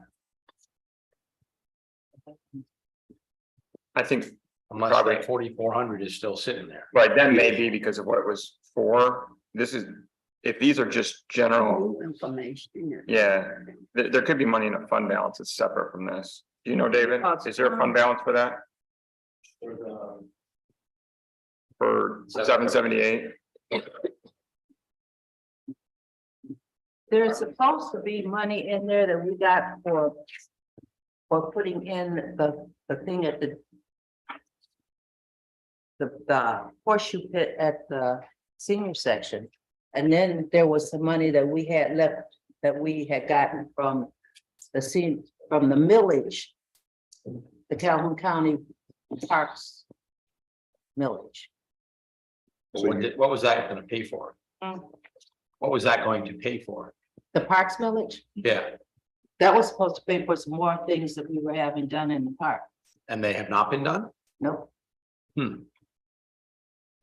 So then that's not the I 13,500. don't know if they charge, if they took money out when they put the walks going up to the pavilion. After put a sidewalk going up to the pavilion one way and down to the street from the pavilion another way, maybe they took money out for that. That's probably the contractual services. Yeah, that's what I was thinking. I didn't know that was supposed to been taken out for that. Oh, that was probably the contractual services, the third. That would be my guess. That's about, I think, what that would cost. Okay. So we just need to verify if there's still 4,400 left Yeah, somewhere. yeah. All right. Somewhere there's supposed to be 5,000. Oh, that would We be, got from senior millage for the, Right. for the Was that a grant? horseshoe pit, yeah. And they haven't built the horse yet. Questions, so I can make sure I. in the gray area at the top of 778, it says that in 2019, there was $4,400 in fund balance. But then that 5,000. Page just 14 got of the big last form, Yeah, top of the page. Yeah, I think. you yeah, got no, it you right. got the right one. Yeah, you got the right one. The top of the page is 778. It says in 2019, there was a fund balance of, $4,465. yeah. I guess the question is that still there or was it spent on something? Yeah, I'll find that out. And then the second question is Councilman Reed wants to know, there was supposed to be a $5,000 allocation from senior millage. Senior millage. And a $5,000 grant. Yes, Well, or for horseshoe pit. Well, is it a grant or is it, yeah, it's an application. Did you write an application for it or is it just? We wrote a grant for it and they. Grant. Senior millage? She said it was a grant that they wrote. Was it a grant? Okay, thank you. This was just last summer. Yeah. I remember you mentioned that, Council. For Gary Tompkins. Yeah.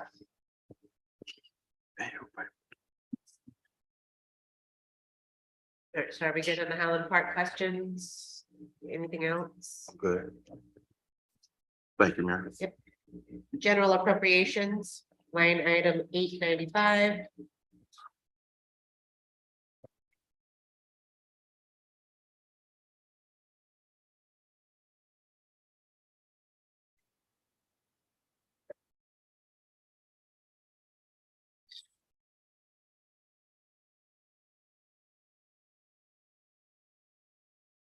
That'll have a catch-all account. Yeah, I think I'm good.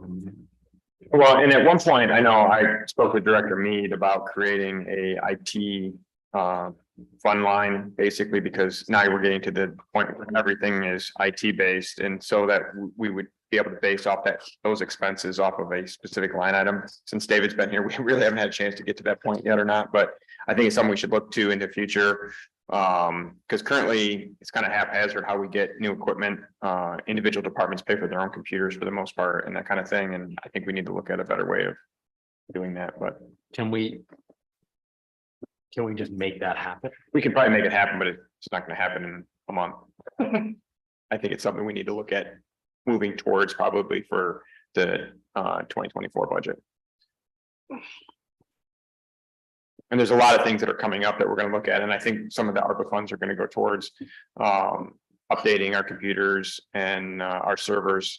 We have some real issues. I mean, we're still running Office 2013, which is not going to be supported much longer.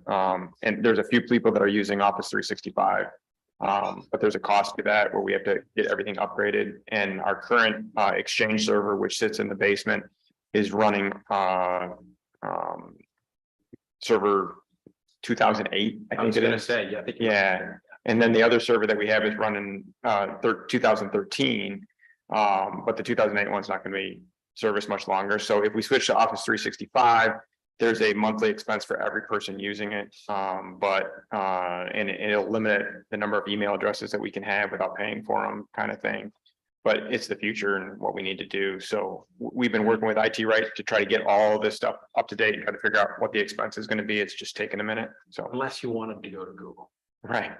Well, and we've talked about that too. And we've also looked at we're working on probably getting down to just one server. Currently, we have 3, I believe, because most of the stuff that we can store on a cloud-based system, so where you don't own the servers. But then again, it's trying to figure out the expenses and what's better for the city. So, and I know a lot, but not enough. And so we've been trying to work with IT Right to get these numbers and get it straightened out. But at the same time, look at the numbers they give us to make sure that we're getting the best deal for what we need to do. So can we create the accounting structure this year and then not populate it? Or just keep an eye on expenses just as a way of an exercise of creating and building Right. that, so that when we come to this time next year, it's not like, oh yeah, we were gonna do that and then we didn't do it. Right. I think we've been moving closer to it. Had Director Mead did not to leave, but with him leaving, it just became difficult for David to get to that point of creating new budgets and changing everything. So I do think it's better to look at what we're spending and then transfer everything into that for the future. So. What I'm suggesting is that we create the account Right. numbers, et cetera, so that when you report to us quarterly about expenditures. Right. That account's there. That's possible. You understand what I'm talking about, David? You think that's to have an IT account? So that we have a line item for IT stuff, so that instead of having this general appropriations where it's coming out of, there's a specific thing for everything that we're doing with IT. Is that possible? All funds and the general fund as well. Well, mainly for the general fund, Okay, because that's where most of those expenditures come from. so create a separate line items for IT activity. Right. Yeah, so account number 875 or something like that. Haley, Tom and I had this conversation last summer at some point, and discussed about that just because of the nature of where we're going with stuff and how do you account for the expenditures and paying for stuff as it comes in. So, I know when, City Manager McCleary was here, we doubled our costs with that right at that time. But the services we got are, I think, much better than we were getting at the time. And I think it's a fair rate for what we're paying, because it's around 28,000, I think, a year. So. That's all I can fix my email. Yeah, if they could get done, I just sent them another one this morning, so we'll see, but. That's where comes in the problem between me setting things up and them setting things up. I usually get it right once in a while. Well, I just think what's happened is that everybody in the council is using one email that I have linked to, but Mhm. when I get stuff sent out from Haley Right, or from you sometimes, it just, right. I add your email separate, but yeah. when you do the group one that you're a part of, it doesn't work, but you Yeah. still should be able to get outside emails as well. And I've looked over every setting and the same in every account, so I have no idea what's happening there, but. I have it connected to Yahoo, so it comes into the Yahoo, or if I don't get it from one, I get it from the other. Right. But I tried that. but, yeah, It still didn't not. work. I only get the reply. So when Haley sent out this 3-page thing, I Mhm. didn't get it at first. I got it this morning, Right, but when it was sent out last night, I only got it because all y'all were like, thank you. Mhm. And oh, then I looked down and there's the other one. Oh, That's what I think. right. so. Yeah, I have trouble navigating that outlook sometimes. Frequently. Refreshing, refreshing. Right, so That email. are we done with the 95? All right, so are we good with the general appropriation line? Major streets. That would be 202.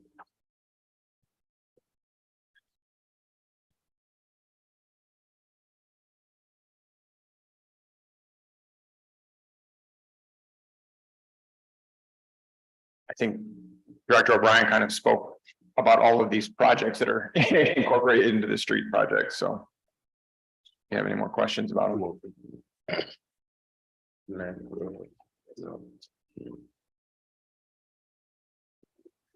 Major streets. So can, No, Sorry. yeah, go ahead. can you explain 999's little memo, need to use approximately 120,000 over a 10-year period for non-motorized trails to stay compliant? Compliant with what? So part of the, I get my numbers right here, where is it? Halfway down on 16. Yeah, no, I was trying to think the act, I can't think of the act right now, but the money that, the Act 51 money that we get, part of that money has to go to non-motorized transportation, sidewalks, trails and those type of things. Okay. And there was a while there, probably from 2010-ish to 2015-ish, that we weren't spending that money. And we came to the point where we almost lost it because we weren't spending it on what we were supposed to spend it on. So that's what that is. Okay. What percent was that you said you have to keep for non-motorized? I don't, Or did you read just that? say a certain percent? there's a certain percent, it's in, Okay. I thought it was, is We it in don't we here? don't have to get in the weeds. I just thought Yeah, you had said a number. but it's that Act 51 money that we get from the state but part of that has to go to non-motorized areas, whether it be sidewalk or trails. So we haven't actually put something in as a proposal for 2023 yet there. So, yeah. Right, But and we don't necessarily have to spend it in 2023, we could spend it in 24 on a bigger project. Okay. But there's I want to say it was like we got to 5 years of not spending any. And we were going to lose off on the 1 year because we didn't get it spent, so I think you would maybe have 5 years to spend the money or something like that. Yes, we didn't spend any of it. Yeah, Did the work that we did with the sidewalks, the ADA sidewalk? Mhm. Did that account for that or was that? that was from the special assessment that was done, that we had that money left over, and then it got complicated on whether we could spend it on private over public, and so we did it all on public for the ADA stuff to spend that money. Okay. So have we made all of those corrections that came before the council a couple of months ago? I remember John Dunklin came up and he Oh, had it was all the issues up on first, second, third and wild with those projects, were those all addressed? Yes, with ADA. Well, the latest information I have on that is Patrick, the contractor up there. I have no knowledge of what took place. Okay, we'll follow up on that. Okay, yeah, Yeah. just, I know he came a couple of I'll times. tell us. He doesn't understand. He's kind of quiet and introverted, but he'll tell us. Yeah, that's right. He doesn't Michelle. understand, which he doesn't care, Right. as long as it gets done. Right, but there was road issues and then there were Right. titles, so those Right. are. Yeah, Yeah. yeah, and somebody's yard and Yeah. all of that. Can we take that? And it is that curve as well. Okay, so we addressed the major streets, local streets, 203.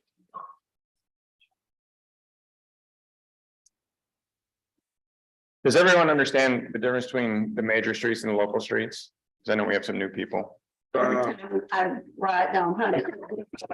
I understand what local Right. streets are. Would you like to provide more clarity?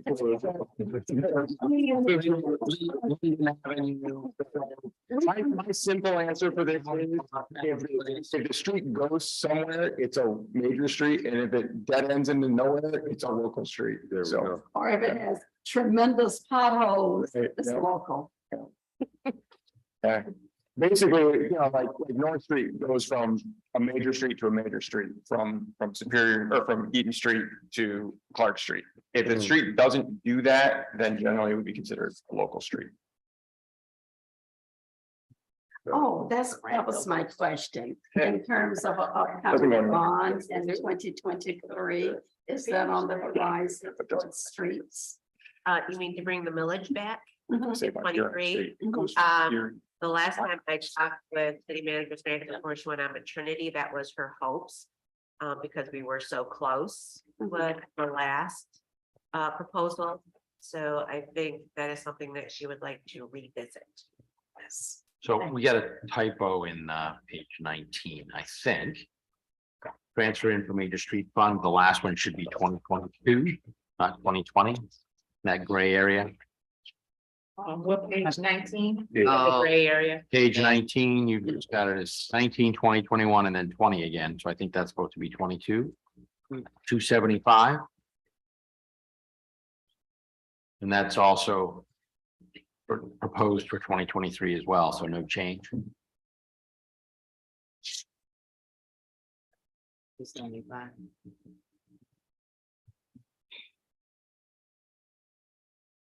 Are we in this gray area? So we're Yeah, I'm gonna- in the gray area. The fourth line, I think, should read 2022. Another, We went from 190, 190, 150, and 275. Oh, right here.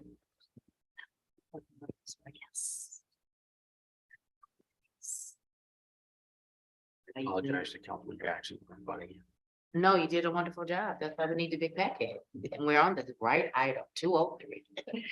Great job, Andy. We're working together. For 5 minutes. Do you have any questions in regards to the local street items? Is that transfer in from the general fund? No, it's from the major street fund. Oh, okay, I see. Yeah, I'm sorry. My bad. I'm still playing catch up on this one. I was gonna say, I'm gonna let you wake up. All right, I'm good to go. Well, Item- we need more money. Items 450 street improvement fund. We need more money. 450. 450. Just as an aside, chief, the speed detector on Erie Street is out. Yeah. It's a battery die. Yeah. And my guys lost. the key. Come on, tell them to come on over here. I had a key, but they lost it. Oh, you Because got I the key, texted them all right. yesterday when I wasn't working and told them, go fix it. Yeah. How do you lose a key? I was also asked if you could put one of those on Kennedy Street whenever you. Or whenever y'all moving them around. You can take the one off Erie. Oh, Hey, I can tell you, out of all the streets that I put them on, Erie has really slowed people down surprisingly. Oh, yeah. Yeah. Myself included. Yeah. I've seen, He's not smart. He knows what he's saying. And it's right in the right spot too, where we. put it. Yeah, I don't know what page four Is fifty. it Kennedy Street. Them running that light, the stoplight on the bus. What page 450 is on? where we at? That's fine. So we're supposed to be on 450 for street improvements. Is what page? And we're looking at what page that's. 226, It's 26. 243. No, it's 26 EDC. Up to 244. Oh, six. Is that EDC? I thought we. Oh. Yeah, that's EDC. 78. Where we going? He's looking. I'm going, are we going 450? I'm in, still in Barton. It's on page 44. Yeah, we're leaping forward 30 pages. Yeah, it's 44. Okay. Say 44. Mm-hmm. Gotcha. Thank you. Appreciate it. Oh, man, she's making us jump around. Look at the other funds. We have to go back. I don't know. I'm all confused. She didn't go in order.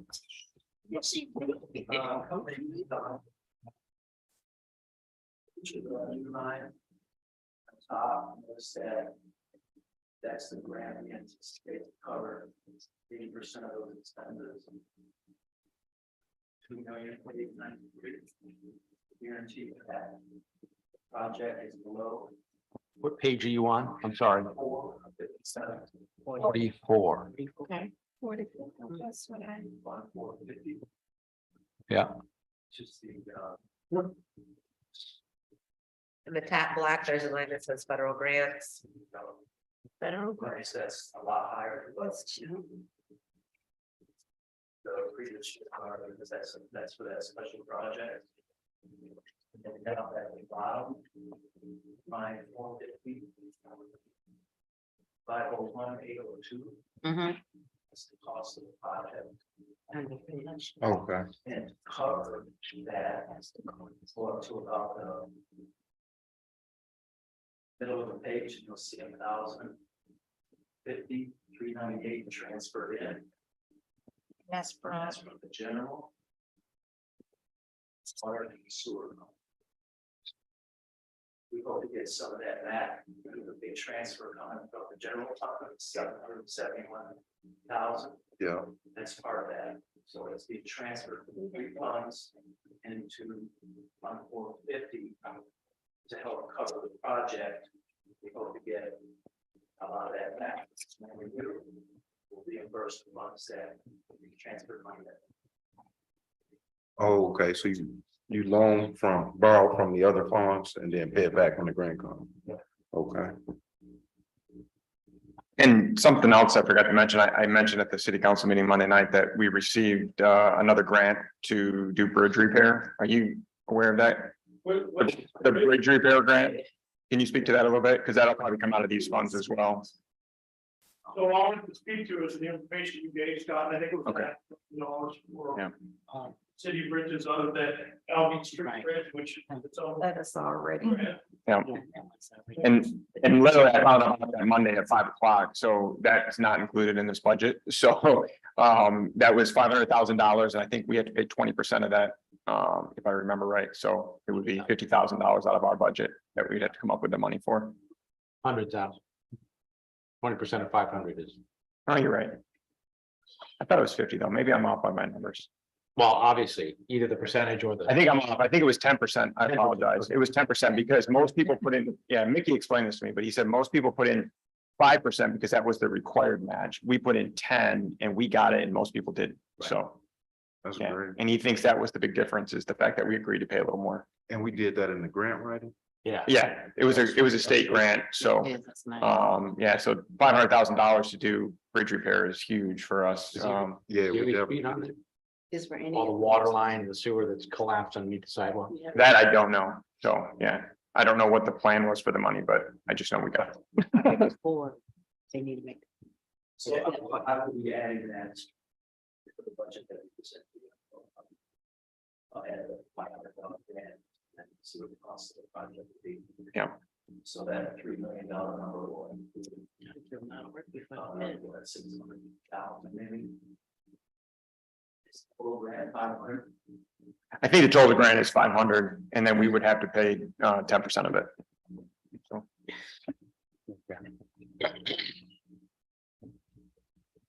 So 2023, Fifth Street to Sheridan Court is about for repair. No. Where did he go? One of his Yeah. officers needed something. He was gone. So, So see, that's where I'm looking. yeah. Sheridan Court, so 2023. That's Department of Highway. Mhm. And these are 2020, but I was just looking for Huntington. Since No, we're it's not. connected. So we're connected to Fitch, they just come on around the curve. Huntington is connected to Fitch. Yes, Fitch is right in front of my house. It's straight up and then Huntington Boulevard is like. It's right in I front thought of Huntington me. was, I thought Huntington was a, I thought that was Maple Street. No, that's It's a- it's on the you ways other of like, end. Oh. the other end. My house. Yeah, on the eastern side of Huntington, I was thinking west, okay, got it, Mhm. got it. Fish Yeah, the Street question. is getting a repair. Oh, yeah, I was just saying that Fitch is getting a repair and it's so close to Huntington. Yep. Is that the You end? need to make sure you're- Wait, that makes, See that? that suggests that, what? This David, you trying to get him to come down? Yeah, your you're street? What you saying is, did you get the repair? It's- So Fitch Street is getting a repair.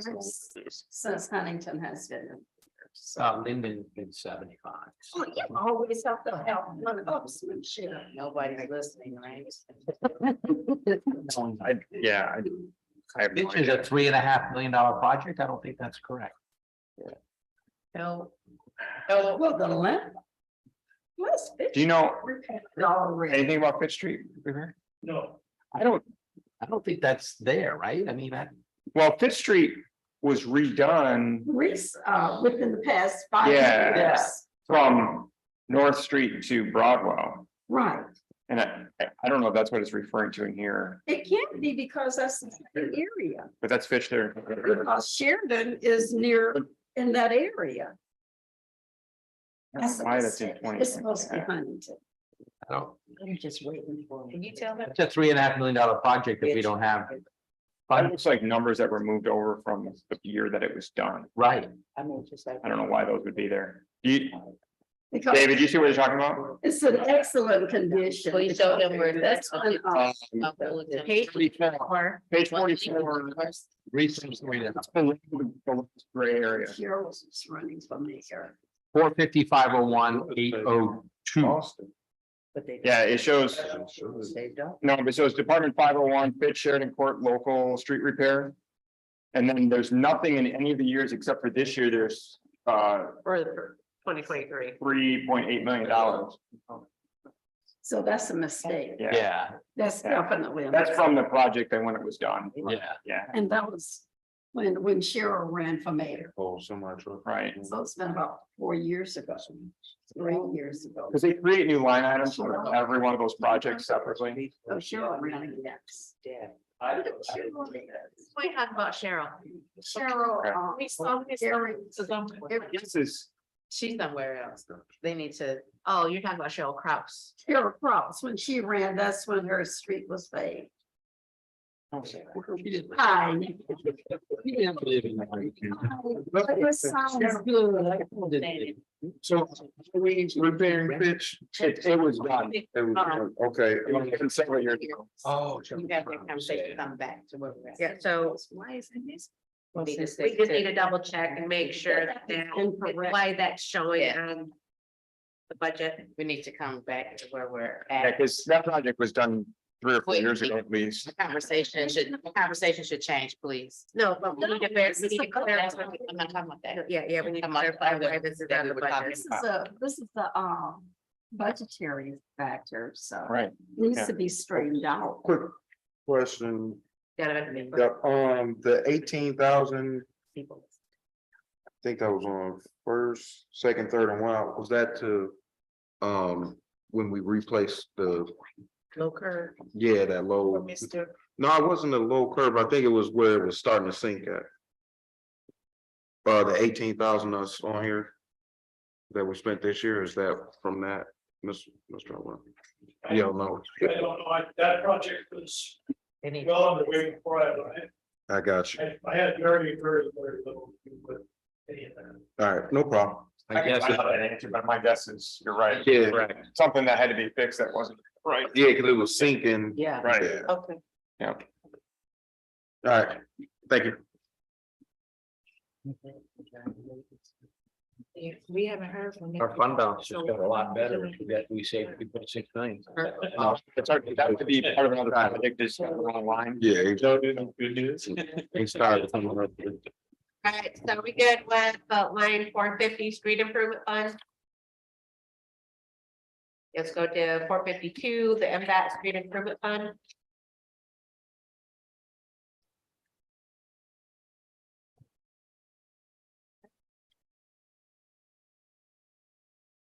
Pretty blank.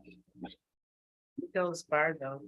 Also, That's next, yeah, it should have done, been right? paid 46 and then also was not paid 47. I think. Right. There's nothing planned for 2023. Mm-mm. Fantastic. So we got the North Albion Bridge, the Haven Road project, but we've already discussed those previously. Do we have any questions in regard to that line item? I guess because this 452. it's done. There's absolutely nothing in 452 that's for this year, right? Or am I It's on missing that paper something? right there, basically. This right here. Yeah, not on that line items. Dollars and cents are, it's like, It's in the little packet. I'm on the big packet. Oh, okay. There's nothing, There's nothing requested. Right. Haven't been anything since 2021. or 2020. There's some transfer out at the end. Yeah, That's the only thing we're dealing with is, and even that's not next year. Okay, that was easy. Now we gotta go back. 248, 248, DDA. that's page 31, maybe? Yeah, 31.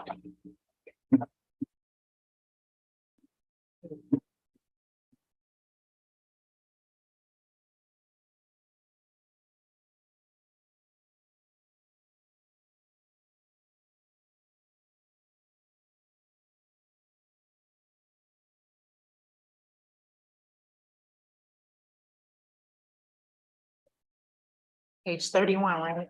Page 31. And So, yeah, I think we were mistaken talking about the hotel with the EDC because that's DDA money. And so I'll have to go back and double check on what we were referring to, the brownfield with the EDC.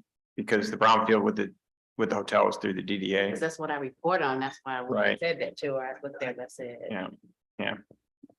It did say it's a pass through though, right? Yeah, well, and that's what Haley has written down here, that there's revenue is from the tax capture on the new downtown hotel. However, the DDA has entered into an agreement to allow these tax captures to pass through the Brownfield Authority. And so I have no idea how that works with the Brownfield Authority, which is part of the EDC. yeah, And so, yeah, I think at the time the hotel project was starting, there wasn't really a functional DDA. correct. Committee, and so, But also they did it as a Brownfield, which is Right. part of the EDC. right, Because that board sits with the EDC board. Right. And so I think that's why you're seeing it both places. right. But I am not an expert on tax capture. As I said, she got information down here. And if you'd like to get more information on that, please let me know and I can let Director or City Manager Snyder know to update that a little better. Does anybody know if the DDA is planning on writing grants for things like the farmers market Yes, they did this past year? yes, yes. Mhm. Okay. Yes, should be doing the same thing. Both of Emily be doing the same thing. Yeah. She did before, yes. All right, so are we good with the DDA section? Okay. Enterprise Fund, 590, the sewer fund. 590. Huge. Oh, yeah. Page 48. You trying to see how.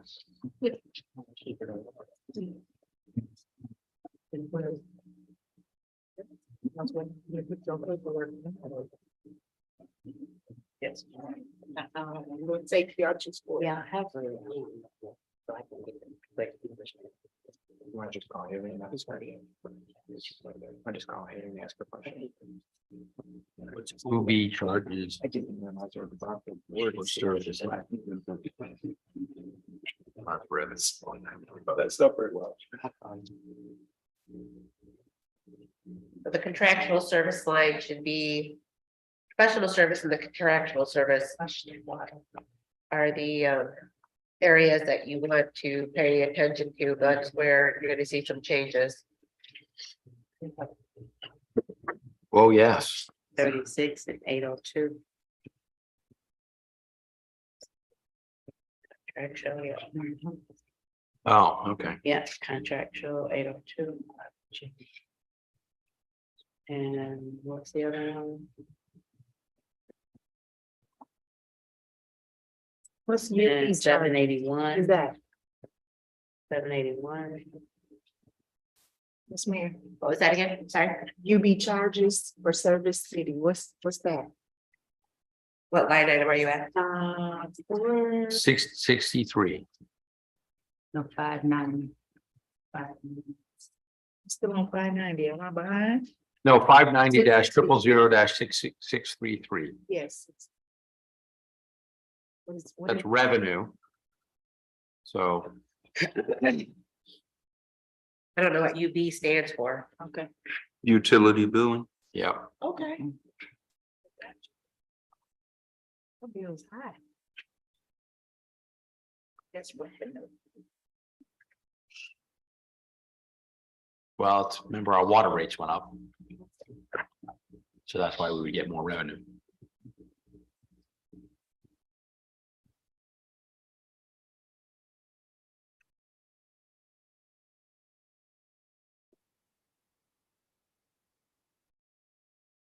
$783 is.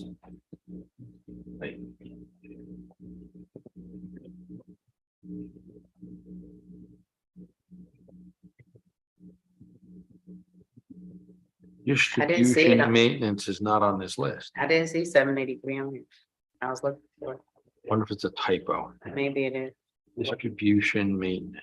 You look on the enterprise fund. Right. And then it says where we can find it, 591.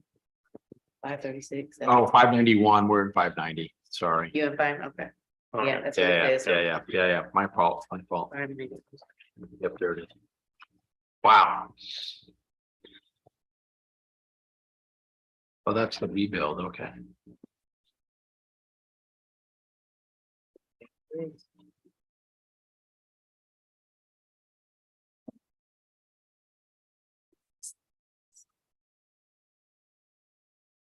Do we have questions? Um, For the sewer fund? I got one quick question. Director Clark. Does the health of that fund look sustainable to you? The 590. Yeah, or is there is there any concerns that you may have that we need to? No, I think my revenue number may be a little bit low. But it's difficult to operate something to implement. Right. There's different charges based on. Like if you're around a house. Have two properties that are, or two rents that are right on top of the bank, single rate, double rate. Business rate, so I would eventually ask her if there's a way that. We could figure out how many different rate structures that we bill for. So the computer could do that, because I know what the rates are based on what we're billing. I think we have 4 different billing rates that we send out based on who's in the house or how many people, or if it's like a duplex, it's different, if it's a business, it's different. But she said she couldn't do that, the computer does not allow it. So I was told that 13.9% was our increase. So I took that, the ending number for the projected number for the 2022, added 13.9% to it. Came up with this 1,007, 1,766, 500. But I think that could be low. But again, I'm gonna budget the minimum, I'm not gonna try to over budget. Especially when it comes to revenues. You're gonna see where last year we budgeted 1,475. And this year I only get probably not 1,000, but I mean 475. This year, I believe we're gonna be up to 1,550,000. So again, I'm hoping that number will be higher in 2023. But if you look at the overall budget, compared to the original budget, so we did for 2022. We're about $100,000 better. The original budget, we expect to reach 201,000. But the 2023 shows a negative 98,000. So we're about 100,000 better. So if that revenue number goes up, I can anticipate it. Hopefully it does. You know, to that loss. Okay, And then go down. so currently, as of that 10/31 date, that 225,000, is that a plus or is it a negative? That's a plus. Anything that's positive, means we have more revenues than we had expenses. Anything that's bracketed. Right, now we were projected a loss initially. Is the reason it changed because the rates went up? You think? Yeah, the revenues came in a little bit better. Budget. That's a lot better, right? About 400,000 better. Yeah, we budgeted 1,000 or 1,510,000. I project 1,629,000. So that's roughly 119,000 better. Okay. Thank you. Any other questions on that line item? 591 water.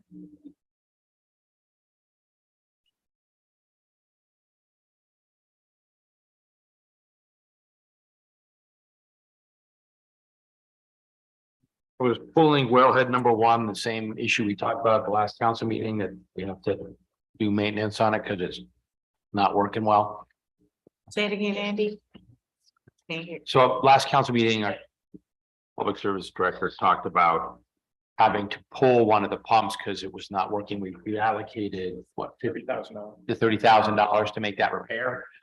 And that's now reflected in the actual work that's going to happen in the next fiscal year to make that happen, correct? Yes. Good.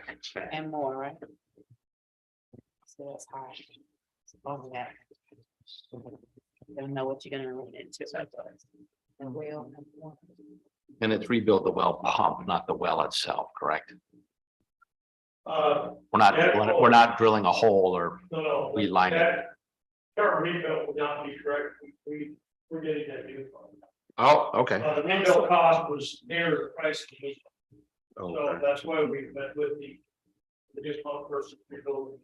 So let's say new then, okay. So let's just say new star well, right?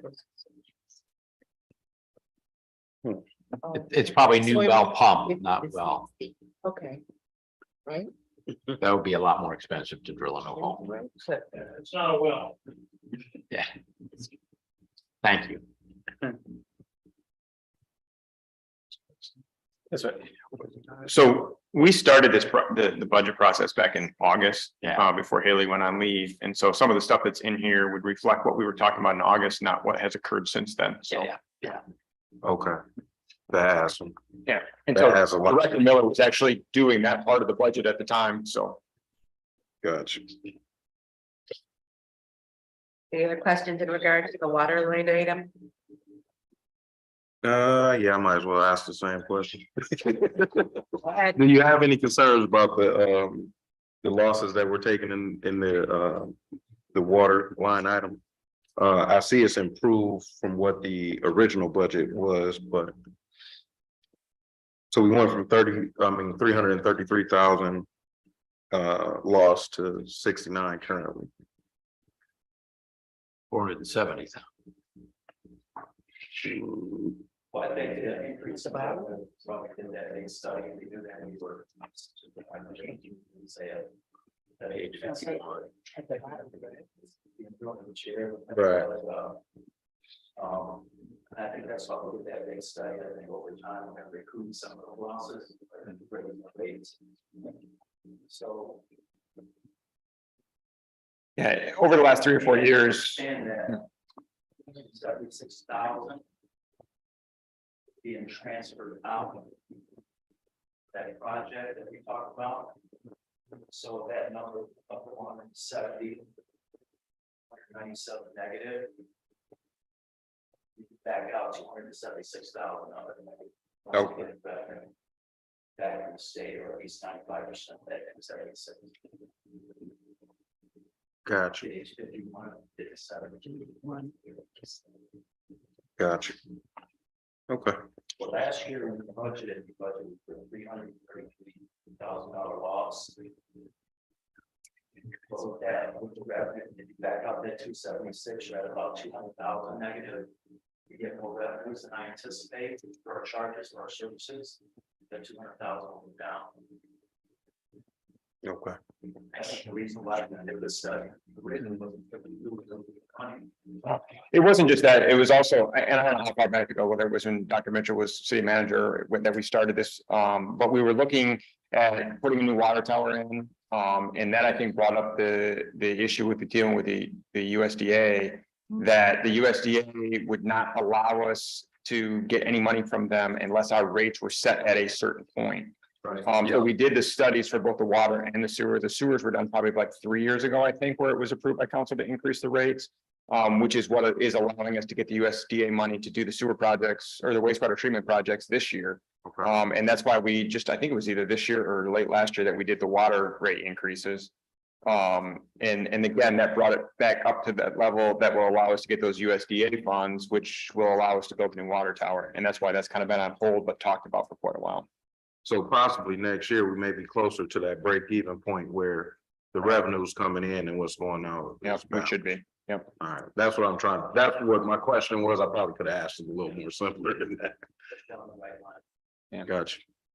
And David probably hasn't been here long enough to know. But we put into this and why, but yeah. Yeah, we have a lot going on. Yeah.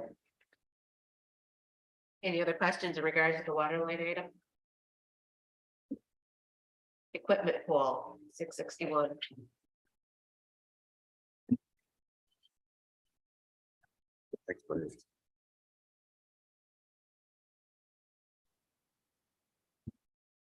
The difference being saved is for the demolition of the street garage property. Where you at? So it'd be page 52. Says it's 177. Okay.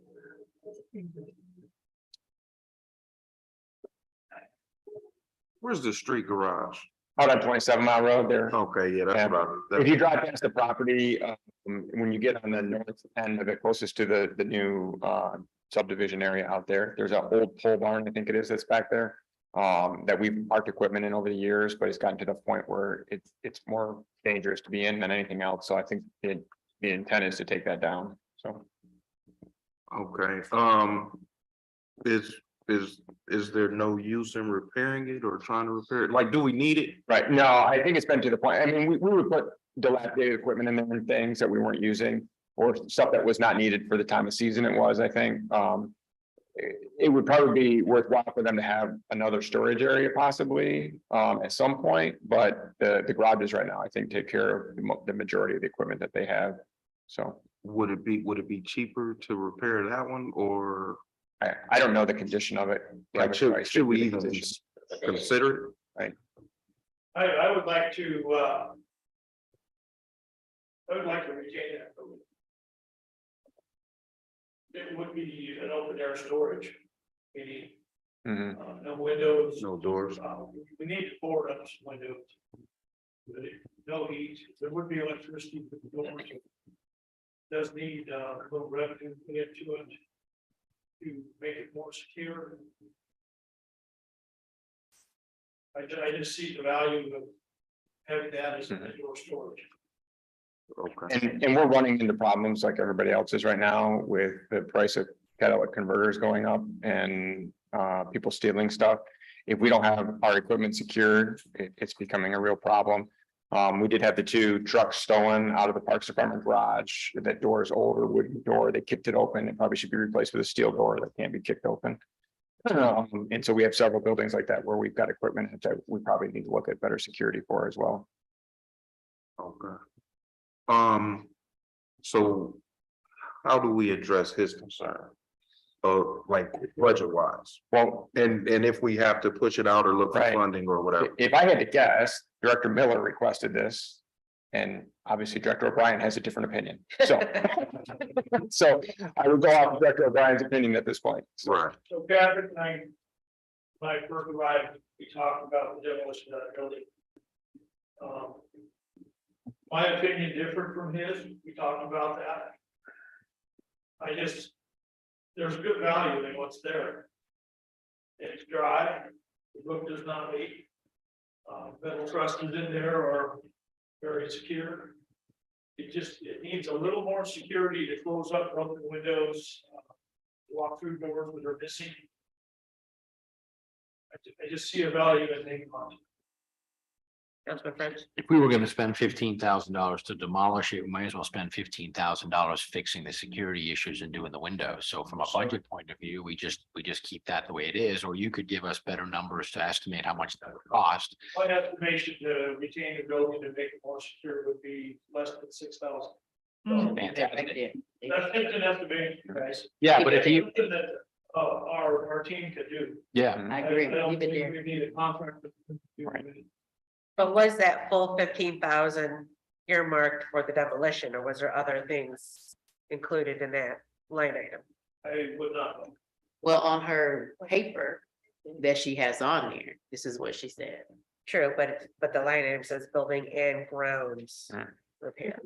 Correct. It says building repair and maintenance.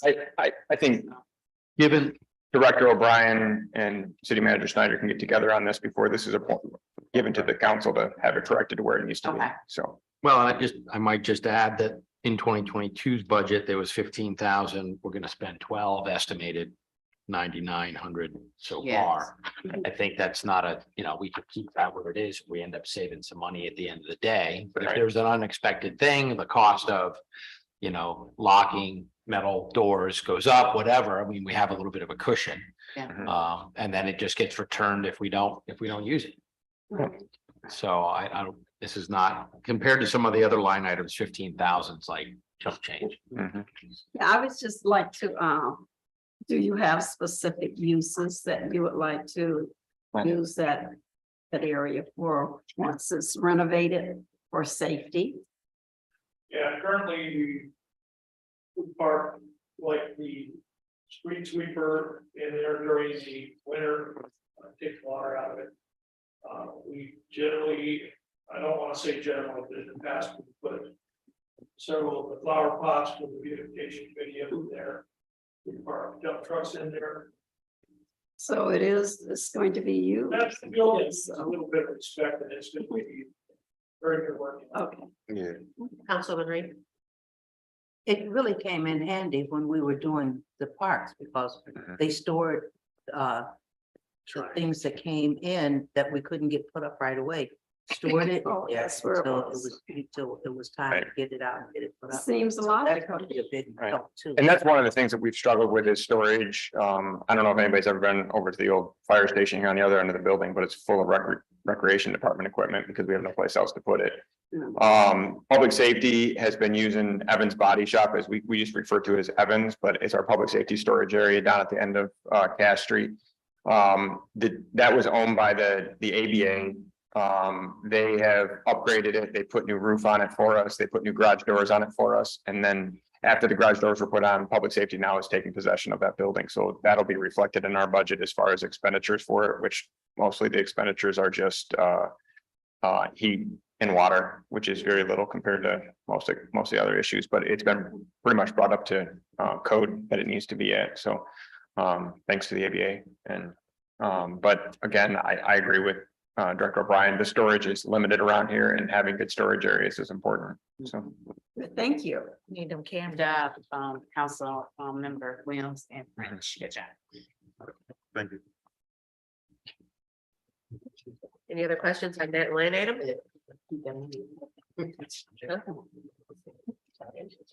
Recreation 208. Back to the front. I go.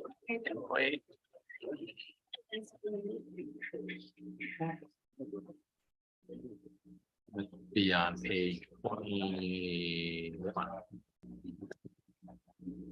Where were you? Page 21. Page 21. Oh, gotta go back. Page 21.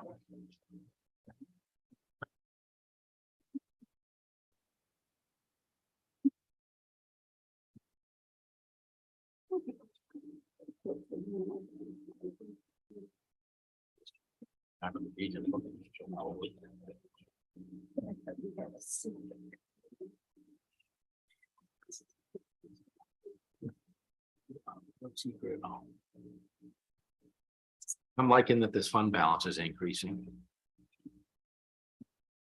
A little bit at a time.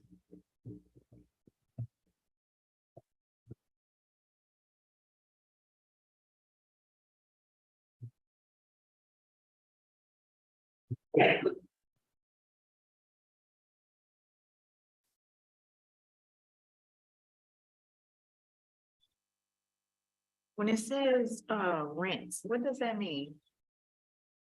RENTS. Getting $500 in rent. Renting equipment or renting a building?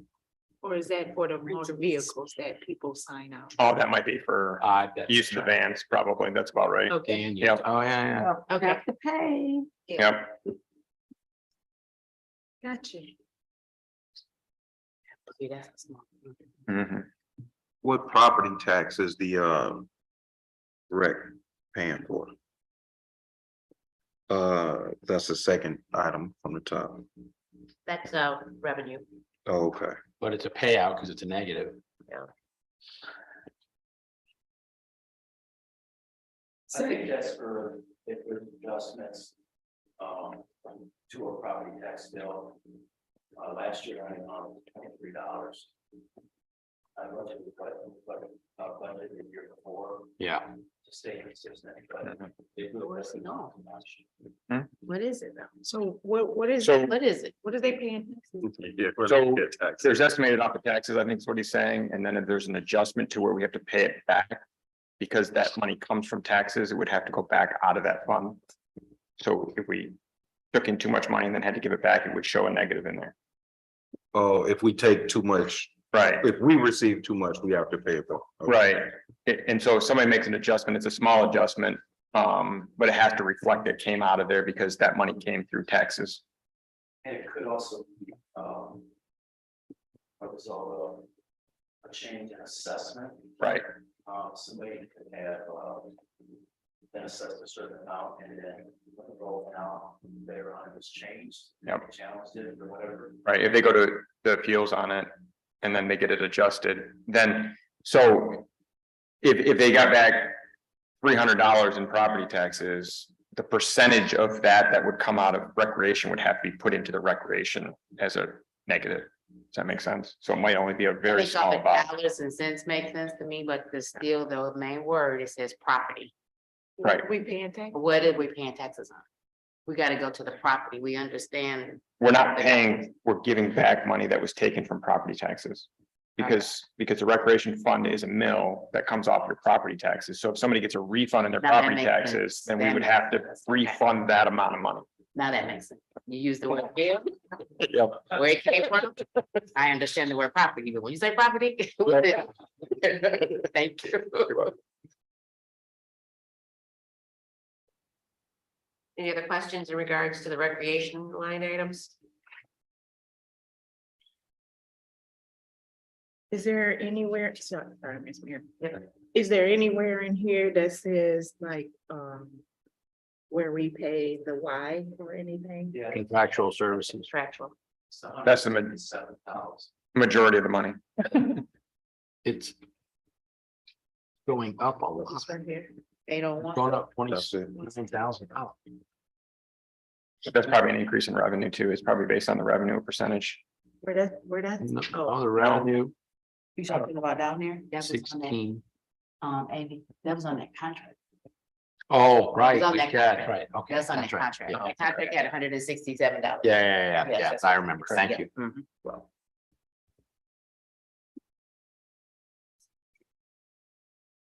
Any other questions? Yeah, I got one. wait, Yeah. I'm sorry. I'm sorry. Okay, so. Do we retain anything additional, or everything additional that we have that we didn't pay out to the Y? Or do we do anything else with recreation? You get what I'm saying? So are you asking, are we providing services outside of what the? Yeah. Yeah, I think there's a small amount of money that goes to other things, but I don't have the answers to so those. if, Yeah, Andy, if you look further down, we're given, $10,800 for the senior center right. or, okay, and I think that's, you know, if you look at the revenue side, it's 232,783 and the contract is only 167. So there's fees in there, but I think the senior center is the one that's got the biggest chunk of whatever's left. And I don't know Right. if those services are delivered by us or by the Y separate from their contract. I just don't know.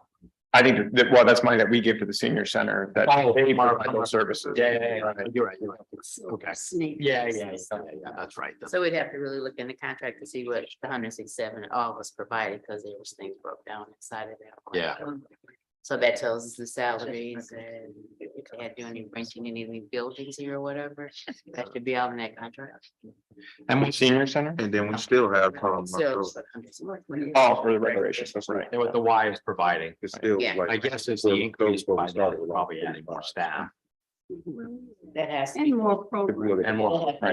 Right. Program. You know, there's a lot of conversations going on with public schools and what's being done at the Opportunity High School, along with tutoring services and a bunch of other things at the school. So they provides their services at this Opportunity School after hours. It's better than not having nothing in there. The YMCA contract that we have does include programming for seniors. You said it does? It does. Right, Like the pool. right. Well, the contract doesn't get that specific. It just says any and all recreational programming for the residents of the city, including city's youth, adults and seniors. Right, yeah, That's just one of them that comes to mind when you said Yeah. that. but that's separate from the senior center and what they do. Right, So, yeah. right. I'm liking the fact that our fund balance is growing. For recreation, I wonder if at some point we'll be able to add, Sustain ourselves. but not necessarily do it ourselves, but 26,600 seems like. Man, we could do some serious programming, and whether or not we push the Y to do more programming or we, you know, figure out a way to add that programming. Right. That's what a lot of. I think that's what's because Scott said a lot of conversations are being had Right. regarding more programs. Right. So And- that's going to happen. And what we get for our dollars through the Y, I think is way further than we can go on. When you consider a director's level pay of being 50-60,000 plus benefits, you're upwards to close to 100,000. Then you want to hire other staff to work with them. You could spend that money real quick on just staff alone compared to what recreation services that we're getting out of YMCA. Plus, I understand that there's funding available through the Y for recreational services. And the Y has a lot of opportunities to get their own grant funding as well, which they do a lot of that. They have people on staff that look for those type of So we things. can So, increase those. yeah. okay, any other questions for recreation line? I answered my own questions. CDBG. 250.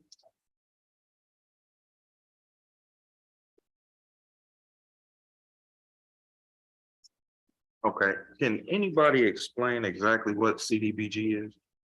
Community Development Block Grants. There it is. Yeah. So, 33, page jump race. so it's a partnership between a local municipality and the state. with funding sometimes coming from the feds on special projects, typically restoration or building repair. So you get a grant, and then that has to be administered. But we get money in from the state for a project, and then we have to administer it, so. One of the easiest ones to explain would be the Foundry Bakery when that was done. That was a CDBG grant. Basically, we're the fiduciary and middleman on that. And so you have a private person or company that decides they want to do a renovation. And then we work with the MEDC who issues the CDBG monies. And it has to flow through the city in order for that to happen. There's very little cost in that for the city, except for the fact that David has a lot more work to deal with the financial end of it. But there's usually the matching money comes from the private person who's doing the work that matches the CDBG money that comes in, and the city literally just brings the money together and pays it out. Yeah, Okay. And the And that city typically- also has to make sure, kind of like what Director Arnold was talking about. They have to make sure like all the i's are dotted, the t's are crossed, because there's a lot of paperwork Okay. that goes with that. Now, I had a vague understanding of it, but thanks for the clarity. Now, where is the lack of capacity? So what would we need, the lack of staffing, as it says on here? So Director Arnold's is that CDBG from Erie? Yeah. And so they're doing the rental rehab, which is the property above the old food hub. Yeah. And they don't have, I can't think what Bruce's job, it was Bruce's title. Project coordinator or something like that. Or general manager? Kind of a project manager. They don't have that person for this project, which is forcing us to be that middleman a little more so. So most of the bigger projects that are multi-million-dollar projects have had the person that the company hires to manage the whole project, and we don't have very much to do with that. We did run into a few problems with the Foundry one in particular.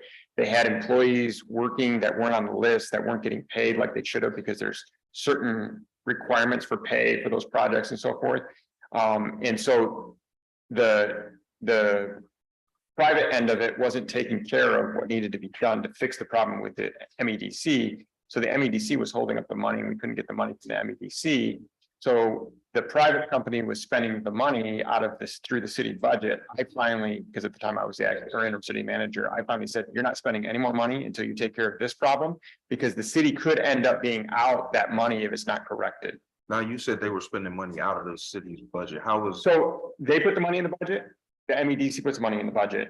We approved the expenditures. The through the private city. partner put Right, the money. private partner Okay, put so it money. wasn't actually Right. city's money. Right. Yeah, okay. And so the money comes in, and then we approve the expenditures of it. Well, I stopped approving the private expenditures because the public expenditures weren't getting taken care of, so that it would be spent. And at some point, the city could be on the hook for some of that money because it isn't managed correctly. Okay. So the city could get into an issue with that when it does occur, if we don't have the right people managing the money. So Okay. So, from a city standpoint, would we need a general contractor, not general contractor? right. Project Manager. Yeah. Right, a project manager is helpful on small, like I said, on this one, because it's such a small project, they don't want to put a project manager, they think they can manage themselves. Right. But that puts a lot more stress on the city because we are ultimately responsible for the money. Now, what are we going to do with when the development over here starts? They will have a project manager, Bruce, I can't Already. think of Bruce's name or the company, Johnson, or in the company that he works for, but they're the ones that have managed most of these bigger projects in town, and they do a really good job with it. Like I said, we had some hiccups with the Foundry Bakery when it was happening, but that all got cleared up and it was all taken care of, and everything was paid like it was supposed to be paid. Okay. That was our teething process Yes. as we, first big project. Some city was at the time, so I was learning parts of it as well, and I know Director Mead had some issues with the fact that we were doing all this work and not getting anything for it, as far as the financial ends of it went, but Right. I mean, it's part of having development and getting development done. That's something we have to do if we want to do that. Director Arnold has some input. Yeah. I just want to say this. I think it happened. Right. Over the last 3 weeks, 120 Mhm. salary hours, I probably spent about 30 of those on the Erie Street CDBG project. And we're not even formally under a grant agreement where we have the money from the state for that yet. Right. So, you know, a quarter of my time over Mhm. the last 3 weeks, at least, a little different today, has been spent. For that, he had some environmental testing to conduct there, lead asbestos and radon testing. Took about 7 different attachments that I had to get to an email, you know, fill out the form, get different maps, get different, so. Capacity for CDBG stuff is labor hours in the office. Right. Okay, and that's with no pay to the city. So Right. even with the matching funds, we don't take a cut at all. But you could say no pay to the city, but once it's developed, there is pay to the city because we'll get tax The money tax off of it. rate. So it's well worth our expenditure into helping. It's worth my salary. Yeah. Yeah, because 5 years after the fact, it will be paying his salary. Right. Yeah, backup question. Yeah, I do, because, okay, well, I'm glad we're not doing this one with the 12 years of no taxes. That's perfect. That makes sense. But now, should CDBG be going through the EDC or should it be coming through your office? Has to. Yes. State Through law. your Yeah. office? Okay, Because like we were saying, the permits, Right. the things that we have to do as the city to be in compliance with the grant language. If we're not, we lose millions of dollars. no, I understand. That's not a good look. I'm just trying to get the picture. Well, the projects, as you stated, we're not getting the property tax value of it right away, but we're receiving a lot of other things that come with it. Getting a lot of Income taxes and just Yeah. more people coming and spending money in the city and those type of People that things. can have a place to work now or start a business. Yeah. You know, place. Yeah, Places to live. and it was interviewing again when the hotel was being done, and there was a lot of discussions about that and giving away that money, but look, we're at the 8-year mark where we're gonna start making money off of it, and it didn't seem like it was that long ago, you know, so that time goes by fast, and Right. when that money starts coming in, I mean, that's huge for our community, and if we don't do these projects, that money will never come in, so. No, I think it's great. The other thing, talking about Ian's capacity to do this, we were also working on a short time frame because of when this came up. And you also don't have a city manager or an assistant city manager to help out with some of that stuff. And Right. so we've just been in a bad situation all together with that. So if you consider adding on Ian's administrative assistant who could help with a lot of that work, and an assistant city manager, and the city manager being here that can help with some of that work too. I don't know anything about this for the most part, other than what I've told you so far. So it's just a work in progress without the right people here to do those things. So once we get that ball rolling, and get Yeah. some help in his office, we can move it a lot further, a lot faster. Absolutely. Yeah. Yeah, Yeah. okay. All right, any other questions in regards to CDBG? Yeah, before we leave this area, what happened with Stouffer Plaza? I thought that was going to be a major renovation. In the community, that's what we were told, a major renovation. I believe that's all moving forward still, but again, there's no definite plans and money yet, so it can't be in the budget. This would be something that we do in a budget amendment on once that happens. So if we get grant money that comes in, then we'll come back to council with a budget amendment to do that work and so forth. So. Yeah, it just, That is, there's. It's through DDA, it's through yeah, us. so through that is, DDA. it's Right. in the works. It's in the so works. it's in the works. Okay, Right. that is. Yeah. Yeah, that's up to me. Nope, In front, you have a question? we want you guys to do a full presentation, please. Right, so- Yeah, before we get to, we'll give you guys a point. I look at us, there's nothing up there. She'll say she ain't got that. Yeah, She ain't saying nothing. huh? you're ready to go. Yep. Been a That's long what week she's for saying. Jill. Great job, Jill. Okay. That was something. All right, any other questions in regards to CDBG? Awesome. Albion Building Authority, item 275. Seeing the light at the end of the tunnel.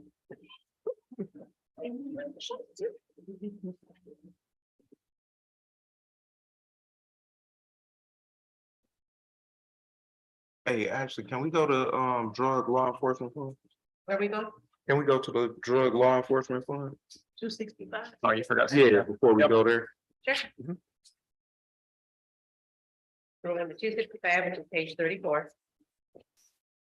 Do you have questions, Councilman Williams? Yeah, well, let me look at it. I just don't want to breeze by it just in case there's some potential help we can provide to the rest of the public through drug enforcement. The equipment, Just a minute. you didn't have equipment the last 2 years and now we have $50,000 in the equipment line. I didn't have any money the last 2 years and also I have money. So you got a grant? No, we got forfeiture funds that came in. Oh, Ah, They didn't come until December last year, so we had $432,000 come in last December. Okay, we're ready. so where is that? You ready? You'd have to, yeah, you'd have to look into the fund balance for that. It's not, I don't think it's listed in the budget itself. Fund Because it balance. actually came in last year's budget. It should be there. 2021, there it is. Yep. It went from 44,000 to 450,000. Yep. So, boom. That was one case. And now we're spending it. I'm trying not to, but Yes, you're Saving doing it for so rainy well. day. You're doing so well. it's estimated. I mean, we kind of just estimate on that for things that we might come up and might need. I'm not saying we're going to spend that much money, but and we might spend more money than that. I know we spent, I think it was $67,000 that we spent on new radios. 100,000 projected activity for the end of the year in equipment, so. Right, So but that's just, radios, that's all just that if stuff yeah. comes out, right? Madam Mayor. Yeah, I'm sorry, Right. Colin. So for those of you who are newer to council, just so you understand what the drug forfeiture fund is. Years ago, when I started with the city, the state had a completely different local asset forfeiture statute that we used to use quite a bit because the public safety department was part of a bulk currency and drug interdiction task force. There was a lot of drug running on 94 between Chicago and Detroit, and we did a lot of forfeiture. The law at the state level has changed significantly since then, such that we do very, very little, if any, under state law. I don't want to say we don't do it at all. There have been a couple instances where Deputy Chief Kern, who primarily spearheads the forfeiture, where we'll seize under state law and do some consent agreements. The biggest change that makes it difficult to do it locally anymore is you have to have a conviction first before you can initiate a forfeiture. Most of the forfeiture funds you're going to see going into that fund are from federal forfeitures with IRS. And just so council's aware too, those funds are restricted in how we can use them. They have to be used to basically combat I think drug use, and then there's a certain amount that's allocated towards victims. I think it was a 75-25 split at the state level. I don't know if that's the same split at the federal level, but Yeah, so when the previous governor was in office, they changed the forfeiture rules for expenditures that it could be used for any law enforcement purpose. But this 432,000 that came in is all federal forfeiture, so it's actually more restrictive than the state one is. It's got to be spent on specific things. Don't ask me to list those out right now, but equipment is one of them. Law enforcement equipment is something that we can use it on. But it is limited a little more than what the state is limited when it comes to that. And to give you an example, we need new SCBA's for the fire department. We have roughly around $80,000 of equipment that we need. We have a FEMA grant in for that right now. I haven't heard yet, but we're getting close to the end and we haven't gotten it for the last 3 years when I put in for it. So I'm not really excited.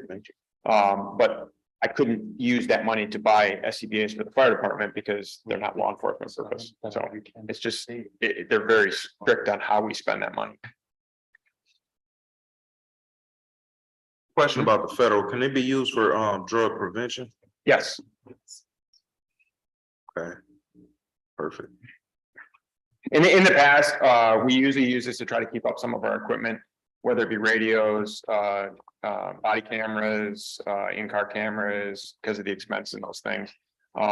We had a period of time between what 15 and probably about 2018. And when we got that money last year, where we really had no income coming in, we're expecting this money that whole time, but each year it kept getting lower and lower in what we had to expend. So it was nice to see this money come in December of last year. So we're back to where we actually have money that we can expend on stuff that we need, but we've done a pretty good job of getting the things that we need. So it's not desperately needed. So. Okay. Councilman Waddle. Thank you so much. So I just have one question. You said that this funding can be used for, to prevent drug usage.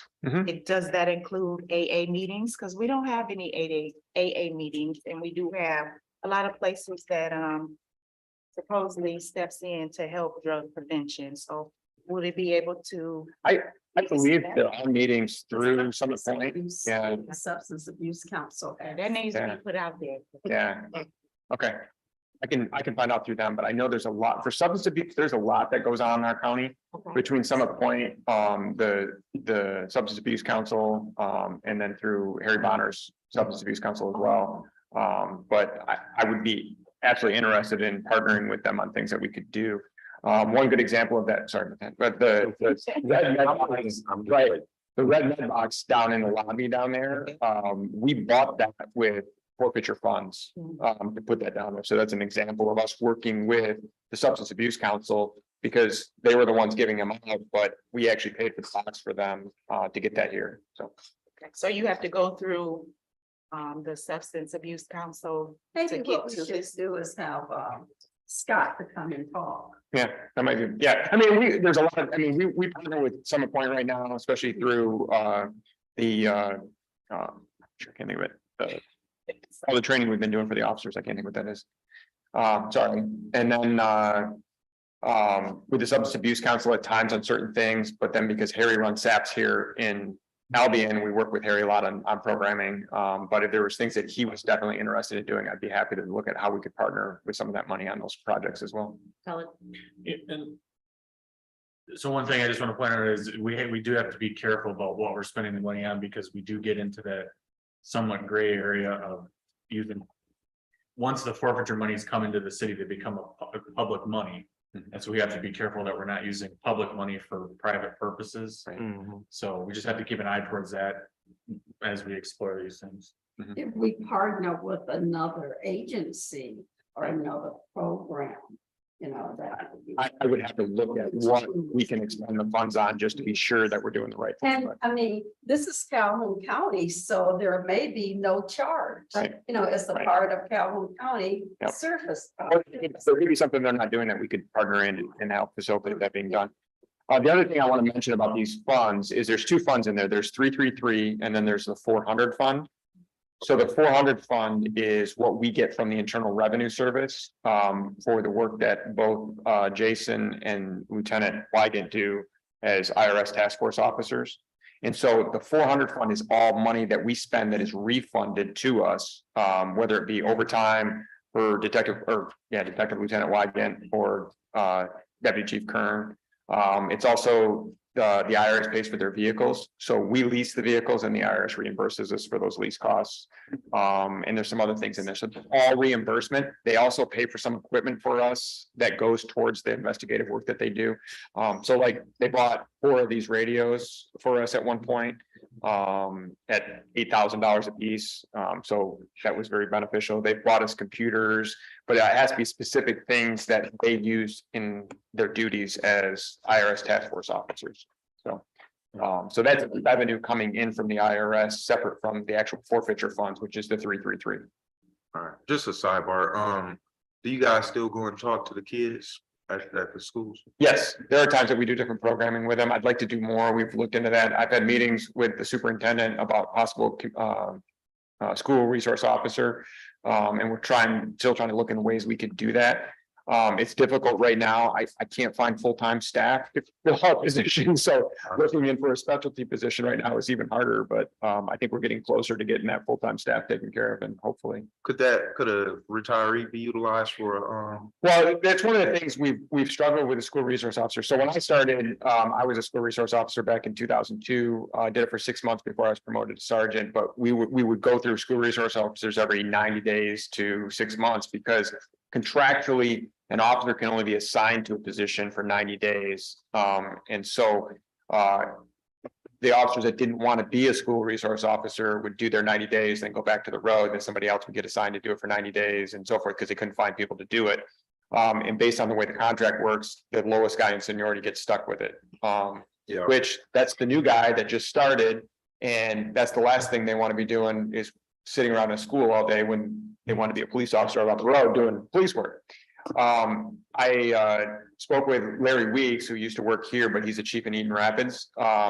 They actually hired a school resource officer on a seasonal basis. So we can hire seasonal employees in our contract. We cannot hire part-time employees in our public safety contract. And so I never even thought about doing it as a seasonal position, and they actually pay their seasonal officer $35 an hour, which is close to $75,000 a year. Who covers this? Their school, through their school contract that they have with them. I don't know if they cover the whole thing, but It's a combination of the school and. Yeah. department. but because it's a seasonal position, based on $35 an hour, it's not $75,000 a year because there's no benefits involved in it. And the person only works when school's open. So they don't work on holidays, they don't work on any other time. It's just an hourly rate that they get for being there when school's open. And they found somebody who was actually a former police officer who became a teacher. So they worked in school. So now you have a school resource officer who's a police officer and a teacher working in the schools, which is like ideal for this Right. position. And the person who does it loves it because they don't have to work in the summer, they don't have to work on holidays, and Right. so it's like an ideal job for retiring. So, Right. Call Kelly. yeah, so we look at those ideas to see whether we can do that or not, so. Okay, yeah, maybe this would be something we can revisit. Yeah. And Yeah, like I said, I've been working with the superintendent on this. They would love to have this as well. And so it might be something we could work out with half paying, each of us paying it or something along those lines. But I know Marshall has a school resource officer now who does a little bit of work in Albion, but it gets so complicated. And I've actually encouraged the schools to reach out to the sheriff's department, because a sheriff's deputy being school resource officer would have jurisdiction in Albion, in Marshall, and everywhere in between that the schools, the kids live, instead of one from Albion, one from Marshall type of thing too. So, That's a Right. good idea. yeah, I really think the sheriff should do it just because of jurisdictional issues and, get a couple from the sheriff's department rather than just one from Marshall, one from Albion type of thing. Not that I don't want to participate, but I just think it covers it better. Thank you. From experiencing deja vu Mhm. regarding the resource officers, because if the community doesn't understand the timing of placement for Yeah. the officers, it causes a lot of problems with picketing and Yep. unfair yeah. unfair treatment. So I can imagine if a sheriff is in the school, all of a sudden, now they're bringing the sheriff babies, Right. So communication is very important. Well, and the sheriff's department does have school resource officers. I know they have at least one that covers the schools that are in their jurisdictions, like Homer and Pecancha and other areas that they cover. And so it's not out of the question that they have school resource The officers. intent So, was honorable, mhm, but the perception Right. was negative. right. I Yep. think the perception may be changing with the amount of violence that's It taking is, place. because I do we too. do have sheriffs that come in, and because we're doing lockdown, they come in. Mhm. Lockdown with that, and they bring dogs and everything, so all of it's now they know of those. Mhm. So it's already happening. It as far as that. was just people in Albion that was very upset because they Yeah. didn't understand the intent. Right, and if I could get to the staffing levels that we're supposed to be at with fully staffed, my hope it would be to have a supervisor and 3 officers on each shift. And if I had 3 officers on day shift, I could assign one of those officers to do some of this stuff during the day, where they may not be there full time, but yeah. I think this is an excellent conversation, and as Eaton Rapids City Attorney, I can tell you their school resource officer does an excellent job. However, I think we've got way off discussing a forfeiture fund, and so as your city attorney, I gotta just try to bring you back to the budget. Okay, thank you. 275. Hi, Albion Building Authority.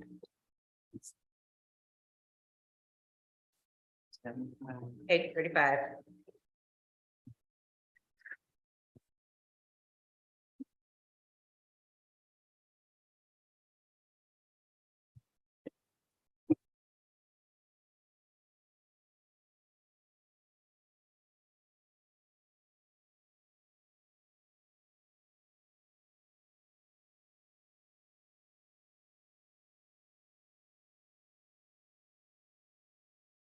Any questions? So, Councilman French? 671 other revenue. 671. Yeah, 275-265-671. Which I believe is the Edward Jones office. It says Yeah. here that we're paying rent, they're paying rent. For 2022, 166.67. That's not reflected in the 2023 budget, so. Are they not paying it in 2023 or they own it now? Sorry. Yes, Colin.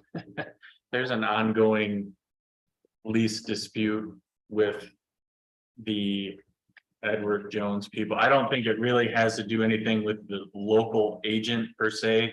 Their leasing agent, who, if I recall, I believe is out of Missouri, is being just very uncooperative. And I know that Chief Kip is having a conversation with the local agent to try to facilitate things, but they're basically, their lease has expired and they have not responded to the ABA's proposal for Sale. renewed lease. So they're basically on a month-to-month lease right now for the moment. Does the ABA not want to sell it to them? Or is it not in their interest because of what's underneath it that I don't think it's in the city's interest to sell it necessarily. it is? My only say on that is because there would be no expansion for facilities over there should the city not own that property anymore. I see. Being the proximity to the fire station. Right, Yeah, okay, fair enough. especially with the fact that we can't develop anything to the west of the fire station. Right. Yeah. Right, Just as a thought. yeah. But isn't money still coming in since they're leasing it on one, so that isn't reflected at all? Or, Well, because it might change. And I so we mean, the don't, ABA could choose to terminate their lease. Yeah. They could continue to. They could continue on the month-to-month basis, which in the long term is not a good idea. I think the problem is right now, the amount, the idea was the amount that they were paying was supposed to be covering.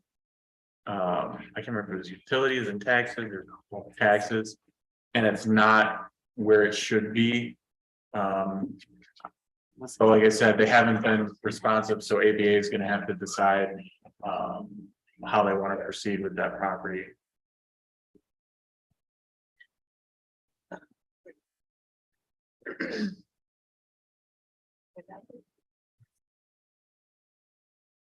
You can just leave it on the. Yeah.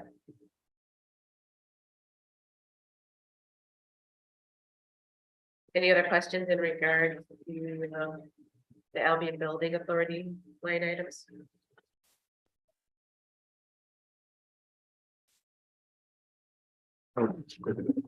and we talked about Nickel Grove. did we? We did, because I asked the question. I do think, Done. yeah, with Maple Grove, I do think there will be some changes in the budget over the next year because there's things that need to come out. And that will be mostly expenditures through the trust, I think. But that'll be done throughout the year by the ABA. All right, so I guess what I would encourage you all to do, since we do have a large budget. Go through this when you have some time. If there's other questions, definitely we want to make sure those are being addressed before we do the finalized approval in December. We will discuss this again in December for final approval. Are we having, town halls around the budget? Just something that I looked at when I was going through the MML thing. From my understanding, city manager was looking to get approval, first reading and approval at the next council meeting. And then the final approval at the first meeting in December. And that's a step forward from most years. Most years we do the first meeting in December and the second meeting in December, which gives us no cushion going into the first of the year if we do that. So hopefully it's to do it at the next meeting for the first approval of this. So if you have questions, Yeah.